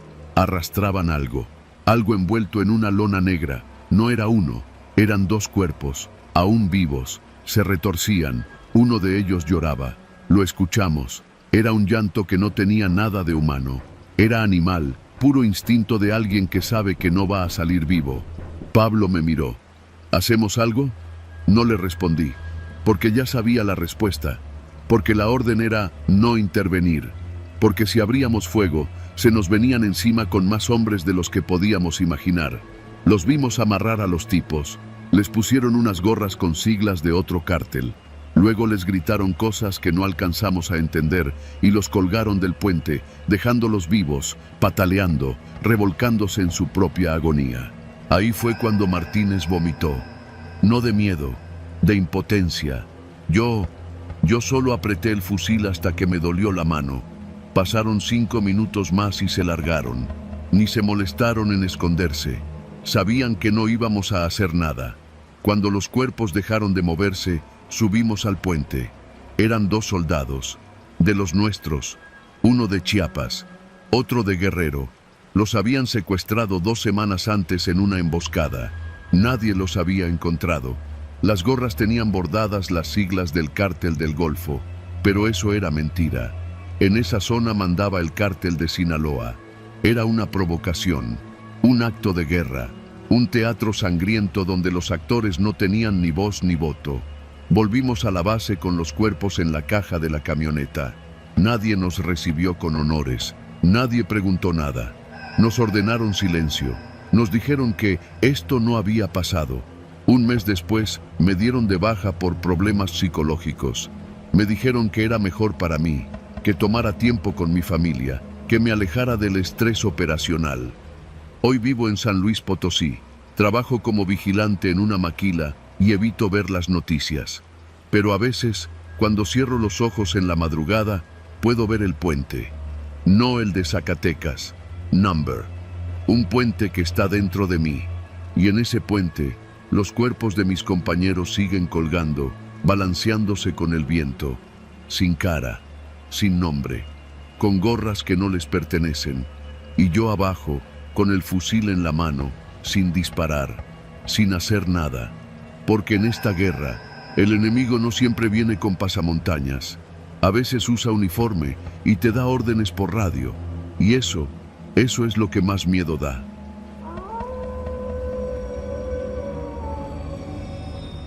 No recuerdo exactamente cuánto tiempo estuve encerrado. Los días se me confundían con las noches y la luz que entraba por la rendija del cobertizo apenas servía para mantenerme cuerdo. Lo que sí sé es que si estoy vivo para contar esto, no fue por suerte, fue por costumbre. Costumbre de aguantar, de callar, de obedecer. Costumbre de vivir en México. Todo comenzó en un retén falso, de esos que ves desde lejos y piensas, este sí es del gobierno. Estaba manejando mi camioneta por la carretera que conecta San Fernando con Reynosa, cargado con garrafones de agua y cervezas, porque mi compadre me había invitado a su rancho para ver la pelea del sábado. Nunca llegué. Cuando me pararon, no vi armas largas ni pasamontañas, vi uniformes de camuflaje, parches de la Sedena y caras sin expresión. Me pidieron que bajara. Obedecí. El primero en hablar tenía una voz seca, como de alguien que no dormía bien desde hace años. Documentos, carnal.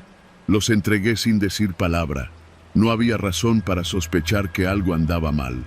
No llevaba nada ilegal, ni armas, ni dinero, ni droga. Era un tipo normal con un plan común: cheve, carne asada y box.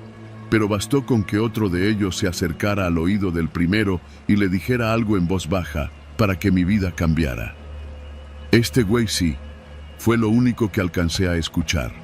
No me esposaron, solo me ordenaron subirme a una camioneta blindada, gris, sin placas.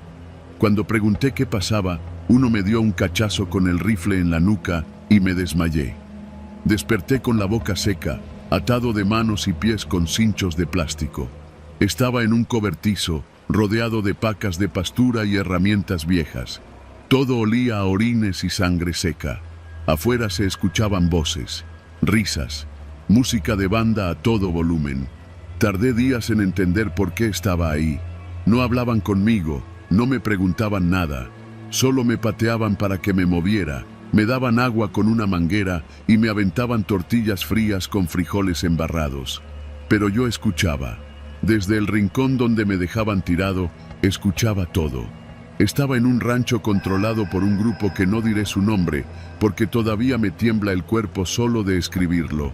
No era una casa abandonada, era un rancho de verdad, con caballerizas, ganado, corrales y hasta cancha de fútbol.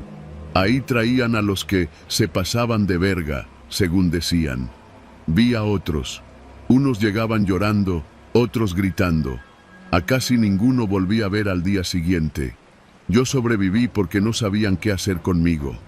Eso lo escuché una noche, cuando uno de los sicarios, borracho, le decía a otro: ese vato no trae nada, pero el jefe dice que se parece al cuñado del que le tumbó el cargamento en Miguel Alemán.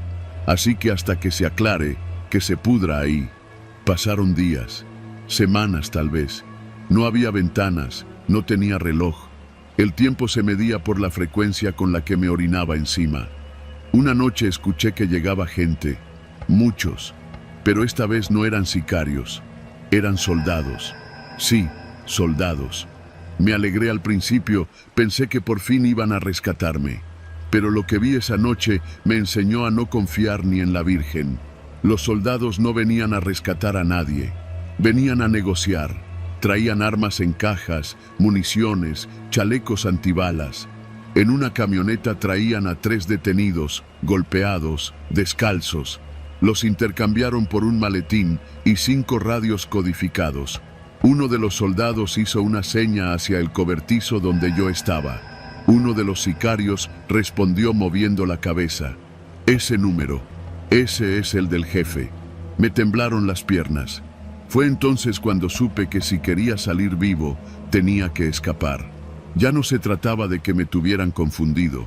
Me habían marcado como propiedad de alguien, y en ese mundo, eso significaba una sola cosa: tortura hasta que cantaras algo, aunque no supieras qué. Y si no cantabas, te hacían cantar con las uñas arrancadas y el fierro caliente en las costillas. Esa noche, cuando la mayoría estaba dormida, borrachos, drogados o ambos, me quité los cinchos con un pedazo de lámina oxidada que me había escondido bajo el cuerpo. Me arrastré fuera del cobertizo como una cucaracha, gateando entre la sombra de las pacas y los tractores. Brinqué una cerca, me corté con el alambre de púas, rodé por una zanja y caminé horas entre la maleza, sin zapatos, con las costillas rotas y los ojos llenos de tierra. Seguí las torres de luz hasta que encontré una base militar. Cuando me vieron llegar, los soldados me apuntaron de inmediato. ¡Alto ahí! ¡Tírate al suelo! Lo hice sin pensarlo. Les grité que venía huyendo, que me habían secuestrado, que me ayudaran. Me temblaba la voz, lloraba de rabia, de alivio. Uno de ellos se acercó y me apuntó a la cabeza. ¿De dónde vienes? Del rancho, de uno que está como a unos 10 kilómetros, por donde están los potreros. Hay vacas, hay caballerizas. ¿Con quién ibas? No sé, me confundieron, me secuestraron. Se miraron entre ellos. ¿Estás seguro? Claro que sí.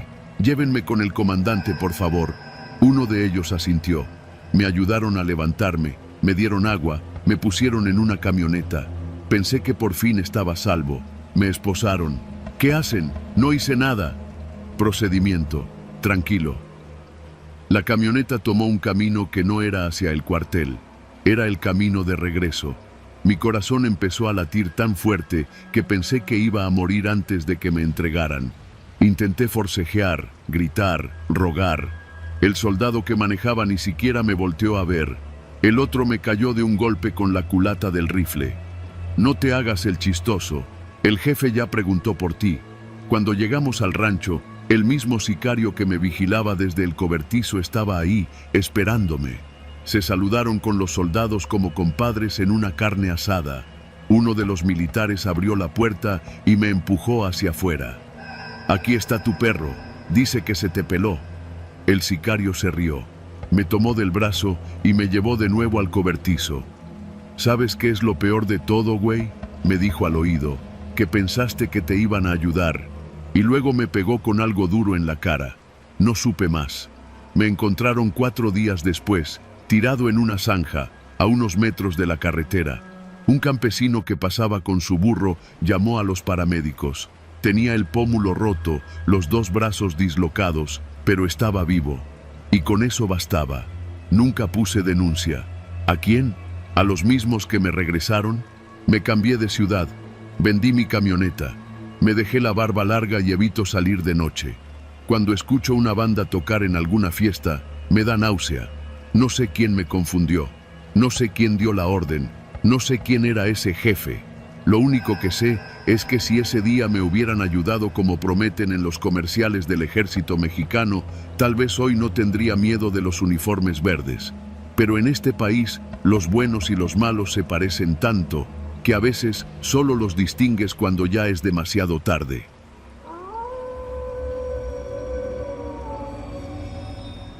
La camioneta apareció de nuevo un martes. No venía rápido, ni haciendo ruido, ni con luces apagadas como la primera vez. Esta vez venía despacio, como si no tuviera nada que ocultar. Era una Toyota Hilux doble cabina, color verde olivo, con un logotipo pequeño de la Guardia Nacional en las puertas delanteras y un número de identificación pintado en blanco a los lados de la batea. Impecable, oficial, intocable. Pero nosotros sabíamos la verdad. Yo iba saliendo al porche a fumar cuando la vi dar la vuelta por la calle de terracería que da al campo de béisbol viejo. Esa esquina, la de la carnicería de don Rogelio, fue la misma donde, hace casi 4 años, la misma camioneta, sin logotipos, sin placas, sin miedo, levantó a mi hermano Emilio. Tenía 22 años. Nosotros vimos todo desde la ventana, encerrados. Estábamos comiendo birria cuando llegaron. 3 hombres armados con fusiles de asalto, todos con gorras negras y chalecos tácticos sin insignias. Emilio había salido solo a comprar refrescos. Lo tiraron al piso, lo patearon en las costillas. Nadie del pueblo intervino, nadie corrió, nadie gritó. Aquí todos sabemos qué significa eso. Levantón. Uno de ellos miró directo hacia nuestra casa mientras lo subían a la batea. Sonrió. Y ahora la misma camioneta volvía, pero con un disfraz. Un maldito disfraz de autoridad. Mi madre fue la primera en reaccionar. Apenas escuchó la puerta, salió a la banqueta con la mirada fija en el vehículo. «Es la misma», dijo, bajito, como si le costara respirar. «Es esa maldita camioneta». Yo no quería creerlo al principio. Me acerqué. La camioneta ya pasaba frente a nosotros. Uno de los soldados, uniforme completo, casco, chaleco y todo, nos saludó con 2 dedos en la frente, como si fuéramos cualquier familia campesina que no ha visto ni oído nada. Mi madre no respondió. Yo tampoco. La Hilux dobló hacia el río, donde está la casa de los Ugalde. Los militares no tenían nada que hacer allá. Todos lo sabíamos. La Guardia Nacional no patrulla ese tramo, nunca lo ha hecho. Ahí solo se mete la gente de los de arriba, como todos les decimos sin mencionar nombres. Esa noche nadie cenó. Al día siguiente, mi madre fue con la foto, la misma que guardaba en el cajón del buró desde el día del levantón. En la imagen salía Emilio junto a la Hilux.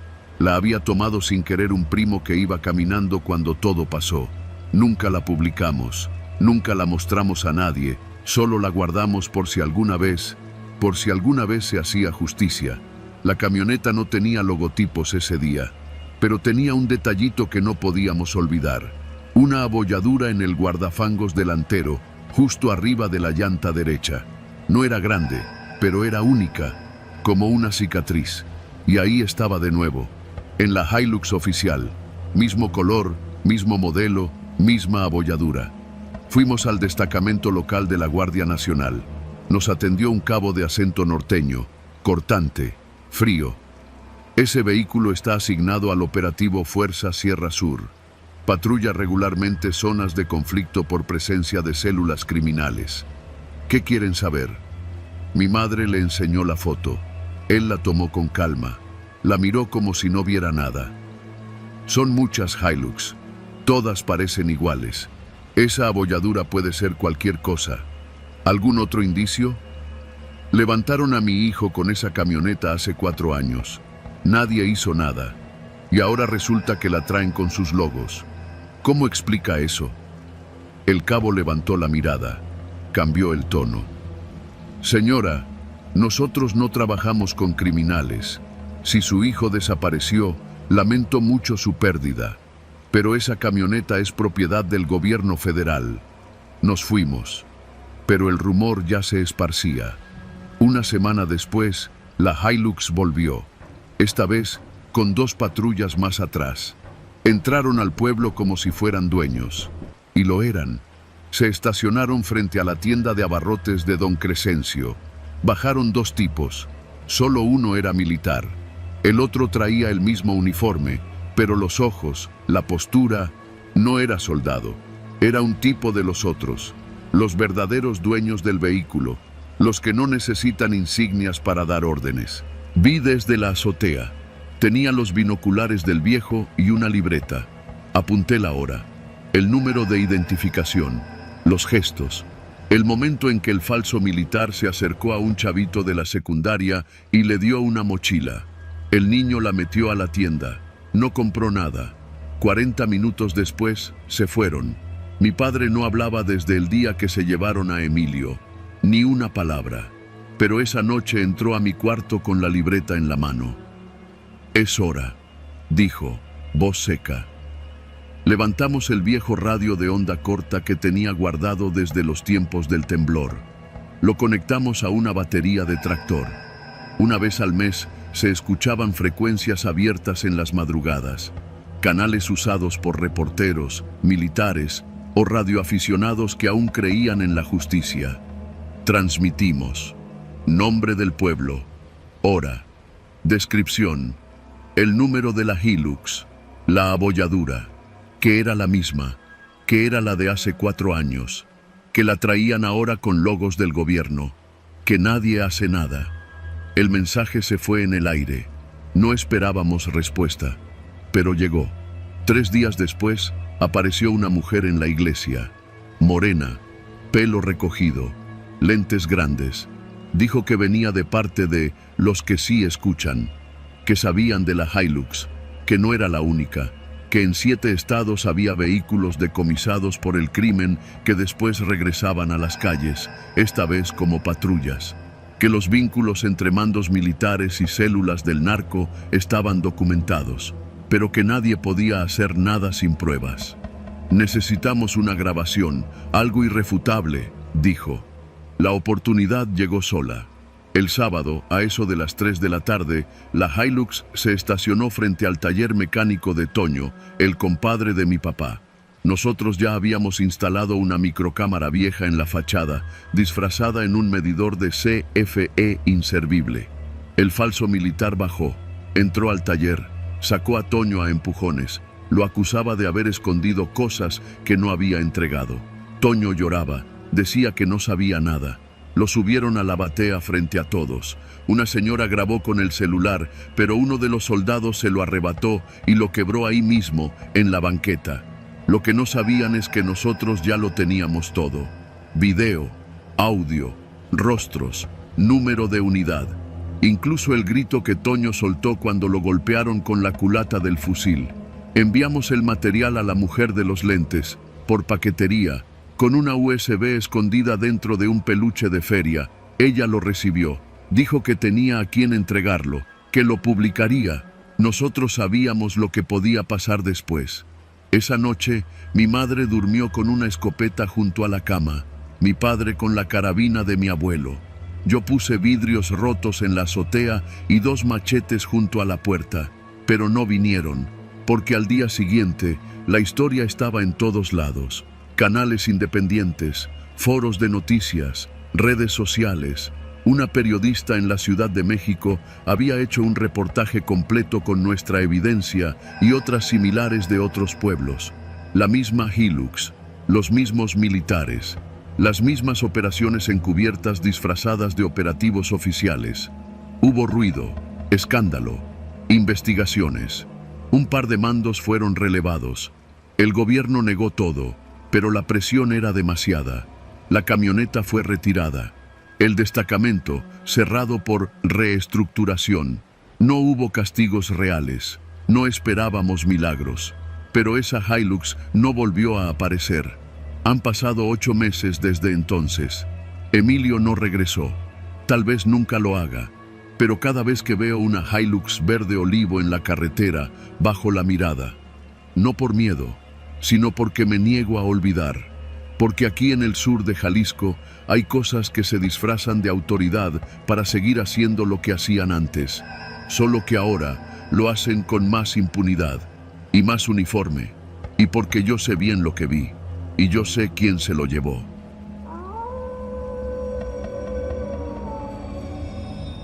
Nunca me imaginé que un video pudiera destruir tantas vidas. Ni siquiera era el protagonista, solo estuve ahí, de lejos, pero lo suficiente cerca como para cargar con la culpa todos los días. Lo que pasó aquella noche en la Sierra de Guerrero no fue solo una fiesta, ni un error, ni siquiera una traición. Fue una trampa, y caímos como los idiotas que éramos. Mi nombre real no importa, pero fui soldado de infantería. Estuve asignado a un destacamento temporal en la región de Tierra Caliente, justo entre Iguala y Teloloapan. Ahí, los días eran tan calientes como las amenazas que no se veían, pero se sentían en cada monte, cada camino de terracería, cada hombre que no miraba a los ojos. En esa zona, todos sabían que el narco mandaba, incluso cuando el ejército estaba presente. Nos instalamos en una vieja primaria abandonada que había sido habilitada como base. Eran 2 aulas, una cocina improvisada y una antena para radio de campaña. No teníamos señal de celular y apenas llegaban las noticias del exterior. Estábamos aislados, y eso les convenía. Durante la primera semana todo fue rutina, patrullajes, revisiones, aburrimiento. En el destacamento éramos 10 elementos, comandados por el teniente Zamora, un tipo recto, de esos que seguían el reglamento como si fuera religión. Pero como suele pasar, el desgaste fue minando la moral. El calor, el encierro, las órdenes contradictorias desde el cuartel general y sobre todo, la presencia silenciosa pero constante de los hombres del cártel. Al principio solo los veíamos pasar a lo lejos, camionetas sin placas, con cristales polarizados. Nunca se detenían, solo pasaban despacio, como diciendo, sabemos que están aquí y no nos importa. Una tarde, uno de los soldados, un chihuahuense de nombre Rojas, encontró un paquete al pie de la base. Era una hielera con cervezas frías y una nota escrita con tinta roja. Para que se alivianen, respetamos a quien nos respeta. Zamora se puso como loco. Ordenó que nadie tocara nada, que eso era un intento de soborno. Pero las cervezas desaparecieron esa misma noche. Días después, las cosas se pusieron raras. Una madrugada escuchamos música a lo lejos, como si hubiera una fiesta en algún rancho cercano. La misma melodía se repitió por horas. El corrido del jaguar, un clásico entre los halcones del grupo criminal de la zona. Sonaba como provocación. A los pocos días, llegaron unos civiles con bolsas de comida, carne, tortillas, Coca-Cola, cigarrillos. Dijeron que eran de parte del Señor y que solo querían agradecer que mantuviéramos la paz. Zamora los corrió, pero para entonces ya sabíamos que había 2 bandos entre nosotros, los que obedecían y los que se hacían de la vista gorda. O peor aún, los que ya estaban en la nómina. El error fatal vino con la llegada del sargento Chávez, un viejo con más años en la milicia que el resto de nosotros juntos. Venía de Sinaloa y tenía fama de haber combatido en Michoacán durante los tiempos más violentos. Sabía cómo se movía la cosa, pero no cómo mantenerse limpio. En menos de una semana ya estaba tomando cervezas con los de la zona, saliendo a patrullar por su cuenta y regresando con ojos rojos y la sonrisa idiota de quien cree que controla algo que no entiende. Una noche se organizó la fiesta. Nadie dijo nada oficial, pero todos lo sabíamos. Rojas y otros 3 soldados fueron invitados por gente del pueblo a un rancho cercano, supuestamente para celebrar el cumpleaños del comandante local. Zamora no dio permiso, pero tampoco se atrevió a impedirlo. Dijo que si no regresaban, los reportaría. Pero todos sabíamos que el teléfono de campaña no funcionaba y que estábamos solos. Yo no fui. Me quedé en la base junto con 2 compañeros más. Esa noche escuchamos risas, música, disparos al aire. Pero lo ignoramos. Pensamos que era otra provocación, otra fiesta más de los narcos que dominaban la zona. Volvieron al amanecer. Rojas llegó tambaleándose, con el uniforme desabotonado, oliendo a alcohol y perfume barato. Los otros venían igual. Uno tenía la camisa manchada de sangre, pero dijo que se había cortado bailando. Zamora los enfrentó, gritó, amenazó con abrirles un consejo de guerra, pero nadie lo tomó en serio. Al final, todos sabíamos que no iba a pasar nada, que el ejército no quería escándalos, que la corrupción era una infección silenciosa que empezaba desde arriba. 2 semanas después, el video apareció. Era un clip de poco más de 2 minutos, grabado con un celular. Se veía claramente a Rojas y a otros 2 soldados bailando con mujeres visiblemente alteradas, llorando. Una tenía las manos amarradas con una mascada, pero trataba de seguir el ritmo mientras uno de los soldados le tocaba la cintura. En el fondo se escuchaban risas, gritos y una voz que decía: «Así bailan los valientes, miren nomás a los defensores de la patria». El video fue subido a una página de noticias regionales, de esas que nadie lee pero que todos terminan compartiendo en WhatsApp. En cuestión de horas ya estaba en Twitter, en Facebook, en las noticias nacionales. Militares borrachos bailando con secuestradas, decían los titulares. Los rostros eran claros, la insignia de la Sedena también. La humillación fue absoluta. Llegaron helicópteros, oficiales de la Ciudad de México, periodistas. En menos de 24 horas nos desarmaron y trasladaron a todos a la base militar más cercana. El destacamento fue cerrado. Zamora fue suspendido. A mí me interrogaron durante horas, aunque no salía en el video. Me pidieron que delatara a los que sí. Lo hice, pero eso no me salvó de nada. Rojas desapareció. Los otros fueron llevados a juicio militar. Las mujeres del video nunca fueron encontradas. Dijeron que eran bailarinas, que habían sido contratadas para animar la fiesta. Pero sus rostros decían otra cosa. Yo los vi. No estaban ahí por gusto, y lo sabíamos todos. Pasaron los meses. Me dieron de baja con deshonra. Dicen que fue por negligencia, por no impedir una violación a la ética militar. ¿Qué ética? En ese infierno no había honor, solo miedo y silencio. Volví al norte, a casa de mis padres. No salgo mucho, a veces la gente me reconoce. ¿Tú no eres el del video? Number. Yo no estaba en el video, pero estuve ahí. Estuve lo suficientemente cerca como para ver el principio del fin, como para saber que ese día el uniforme no nos protegió, nos expuso, y el que graba nunca olvida. Lo peor no fue el escándalo, lo peor fue saber que ese video no fue un descuido, fue un mensaje de parte del narco, y nosotros bailamos como idiotas.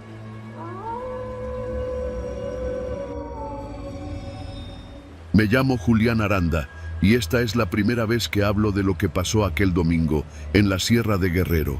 A veces me digo que guardarlo me salvó la vida, otras que me está matando más lento. No espero que me crean, solo quiero dejar esto escrito. Lo hago por si algún día a alguien le toca oír las mismas palabras que yo escuché y no sabe lo que significan.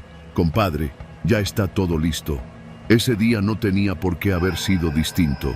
Yo trabajaba en una pequeña comunidad cerca de Atoyac de Álvarez, una zona caliente, sí, pero donde la vida seguía su curso, aunque fuera con miedo. Era campesino y como muchos ahí, también tenía un hermano desaparecido desde hace 2 años.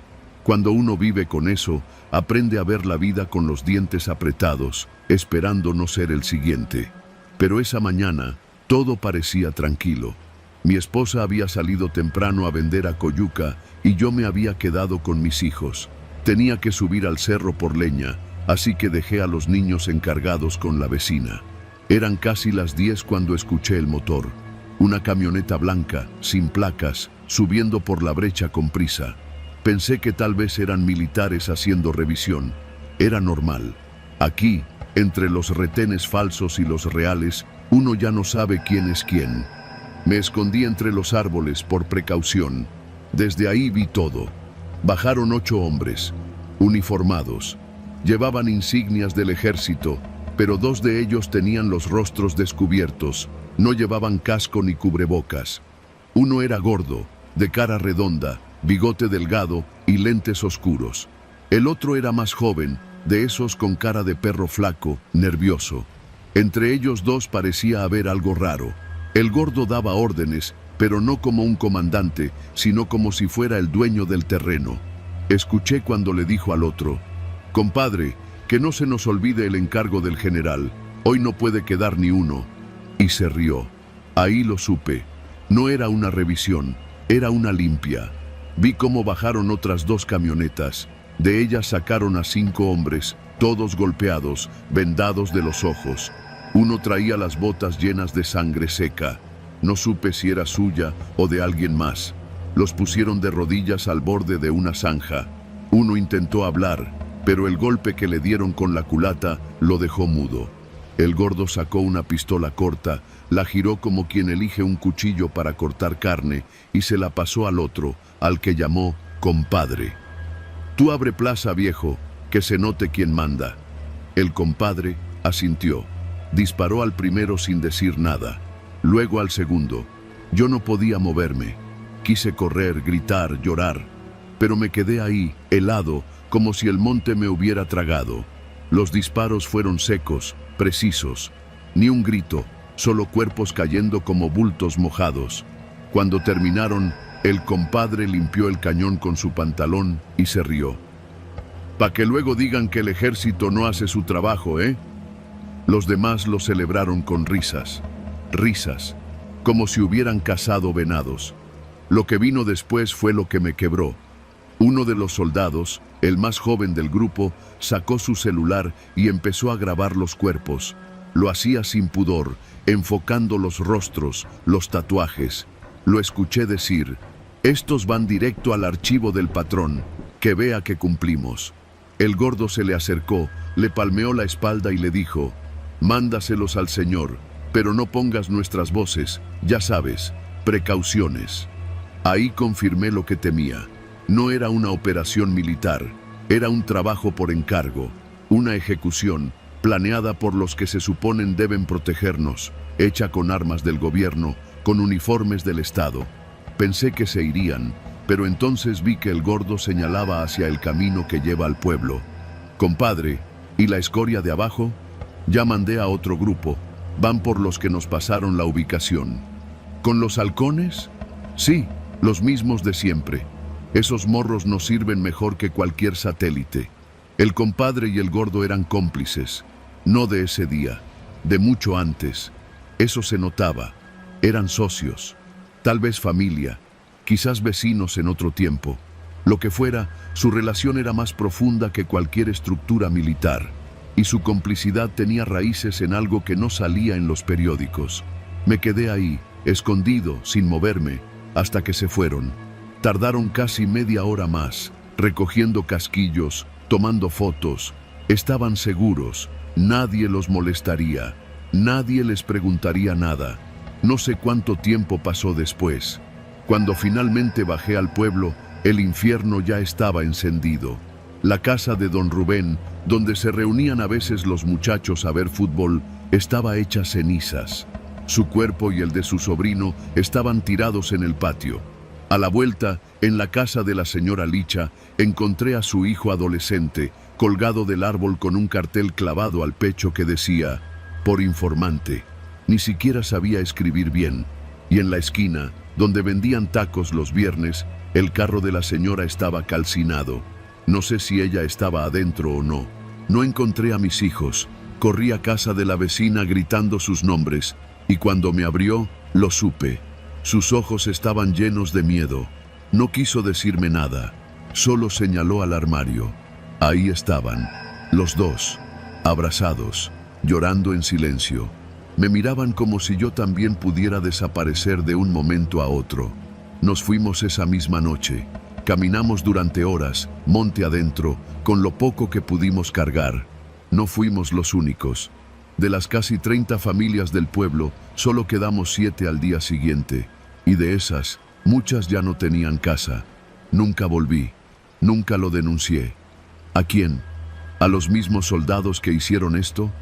¿A los jefes que les dan las órdenes?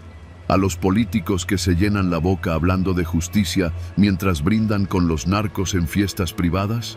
Pasaron 4 meses antes de que pudiera dormir sin escuchar en mi cabeza esa frase. «Compadre, ya está todo listo». La escucho todavía a veces, en la radio, cuando entrevistan a un coronel. En las noticias, cuando un general sonríe en una rueda de prensa. En la boca de un diputado que condena la violencia mientras se acomoda su reloj de lujo. Esa palabra ya no significa lo que significaba. Ahora sé que en este país, compadre, es otra forma de decir, te cubro la espalda cuando matas inocentes. Y yo, Julián Aranda, soy uno de los pocos que puede decir que estuvo ahí, que lo vio, que lo escuchó y que sobrevivió para contarlo.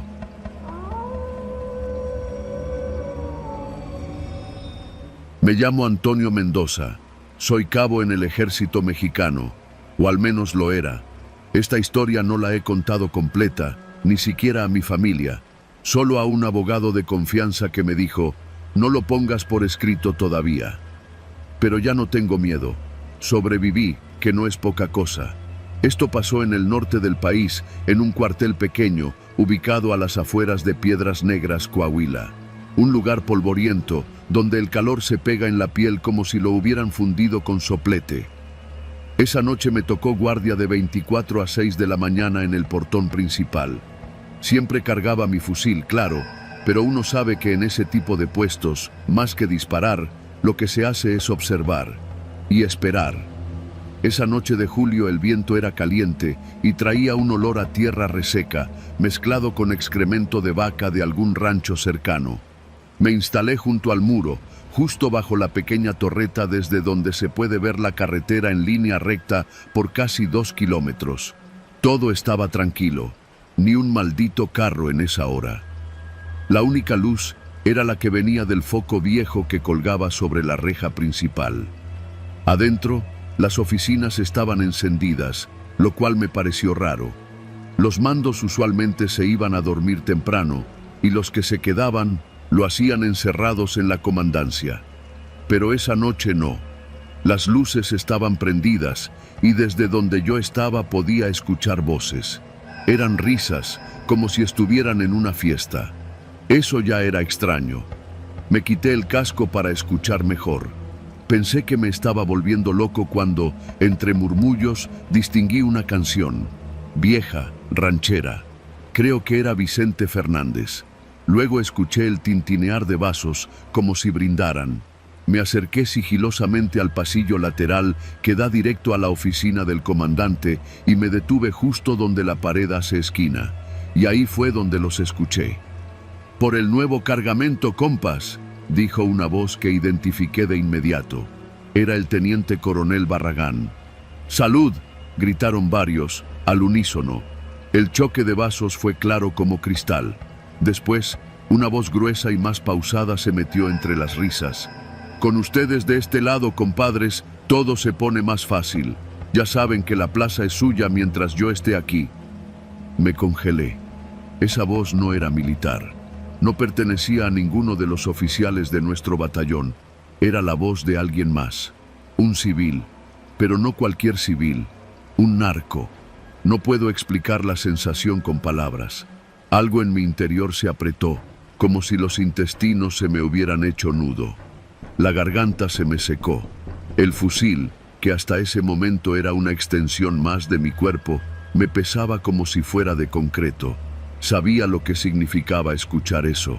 Sabía que ya estaba muerto. Y ahí es cuando uno tiene que decidir, sin saberlo, si se vuelve parte del sistema o si se arriesga a acabar en una fosa. Volví lentamente a mi punto de guardia. Nadie me vio. Me senté en una caja de municiones vacía junto al portón, con la mirada fija en el horizonte. Por dentro me hervía la sangre. Pasó casi una hora. El reloj marcaba las 2:15. En ese lapso salieron 3 personas del edificio. No usaban uniforme. Uno de ellos era bajo, con barba de candado y camisa fajada con una pistola al cinto. Lo acompañaban 2 más, con gorras planas y jeans apretados. Se subieron a una camioneta blanca que yo mismo había abierto minutos antes, creyendo que eran ministeriales. No vi el contenido. No pregunté nada. Solo anoté la matrícula en mi libreta, como si fuera un registro más. Esa libreta la escondí en el fondo de mi mochila. No tenía mucho, solo placas, horas, nombres sueltos que se escuchaban de paso. Cosas que uno apuntaba por si algún día hacían falta. Cuando terminé mi turno, no dormí. Me quedé en mi litera viendo el techo, todo el día. Todo el día escuchando en mi cabeza la voz del comandante brindando con los narcos. Todo el día pensando que, si lo sabían, me iban a matar. Así, sin más. Un accidente en maniobras. Una baja en fuego cruzado. Una emboscada simulada. Estuve a punto de desertar, pero no lo hice. Pasaron 2 semanas. Las cosas siguieron como si nada. Patrullajes vacíos, órdenes vagas, despliegues a zonas donde ya sabíamos que no había actividad. Eran distracciones, pantallas. Hasta que una noche, en la cocina, mientras cenaba arroz con huevo, se me acercó el sargento primero Hidalgo, un viejo de Zacatecas que llevaba más de 20 años en la milicia. Se sentó frente a mí, me miró serio, luego murmuró: ¿Qué oíste esa noche? Tragué saliva. No respondí. No te hagas pendejo, Mendoza, estabas de guardia, y no eres tonto. Lo miré fijamente, no me moví. ¿Qué quieres, mi sargento? Quiero ayudarte. Ahí fue cuando supe que no estaba solo. Me confesó que él también había visto cosas, que no era la primera vez que los narcos entraban al cuartel, que Barragán ya tenía cola que le pisaran desde hacía años, pero que nadie se atrevía a hablar, porque los que hablaban desaparecían. Uno se suicidó en el baño, otro tuvo un accidente en la sierra, otro simplemente se fue sin decir adiós. Me dijo que había alguien en la Fiscalía Militar que investigaba en secreto, que estaban buscando un testigo confiable, que si yo tenía pruebas, era el momento. Le di la libreta. 2 semanas después, me sacaron del cuartel sin previo aviso. Me subieron a un transporte como si fuera una misión normal, pero en lugar de la base, me llevaron a la Ciudad de México. Me metieron en un cuarto blanco, sin ventanas. Me interrogaron 3 días. Mostré la libreta. Les conté lo que escuché. Les di nombres, horas, frases completas. Les hablé del comandante, del narco, de la camioneta blanca. No me creyeron de inmediato. Me revisaron hasta los dientes. Buscaron mentiras en cada oración. Me pusieron frente a un teniente de asuntos internos que parecía más abogado que militar. Hasta que llegaron las grabaciones. Uno de los radios había captado parte del audio. Un trozo nada más. Apenas un par de frases, pero eran suficientes. Salud por la mercancía, se escuchaba. La voz de Barragán era inconfundible. Eso me salvó. No volví al cuartel. Me dieron licencia médica por estrés operacional. Me ofrecieron traslado, protección. Incluso me ofrecieron cambiarme el nombre. No acepté. Sigo viviendo con lo justo. Trabajé un tiempo en un taller de motocicletas en Saltillo. Luego en una empresa de seguridad privada. He tenido que aprender a vivir con miedo, con paranoia. Siempre reviso 2 veces el retrovisor. Siempre tengo una mochila lista con ropa, documentos y algo de dinero, por si tengo que salir corriendo. De vez en cuando me escriben desde la fiscalía. Me dicen que el caso sigue abierto, que aún no hay condenas, que los procesos son largos. Pero yo sé la verdad. Nada va a pasarles. El sistema está podrido hasta el hueso. No se caen entre ellos, solo caen los que estorban. Yo no estorbo, no más. Ya no hablo, ya no escribo, solo vivo, sobrevivo. Pero esa noche en el cuartel, cuando escuché a un comandante del ejército brindar con un jefe narco en la oficina contigua mientras yo, como idiota, vigilaba el portón con un fusil descargado, supe que mi país estaba perdido y que si quería seguir con vida, lo primero que tenía que hacer era callarme.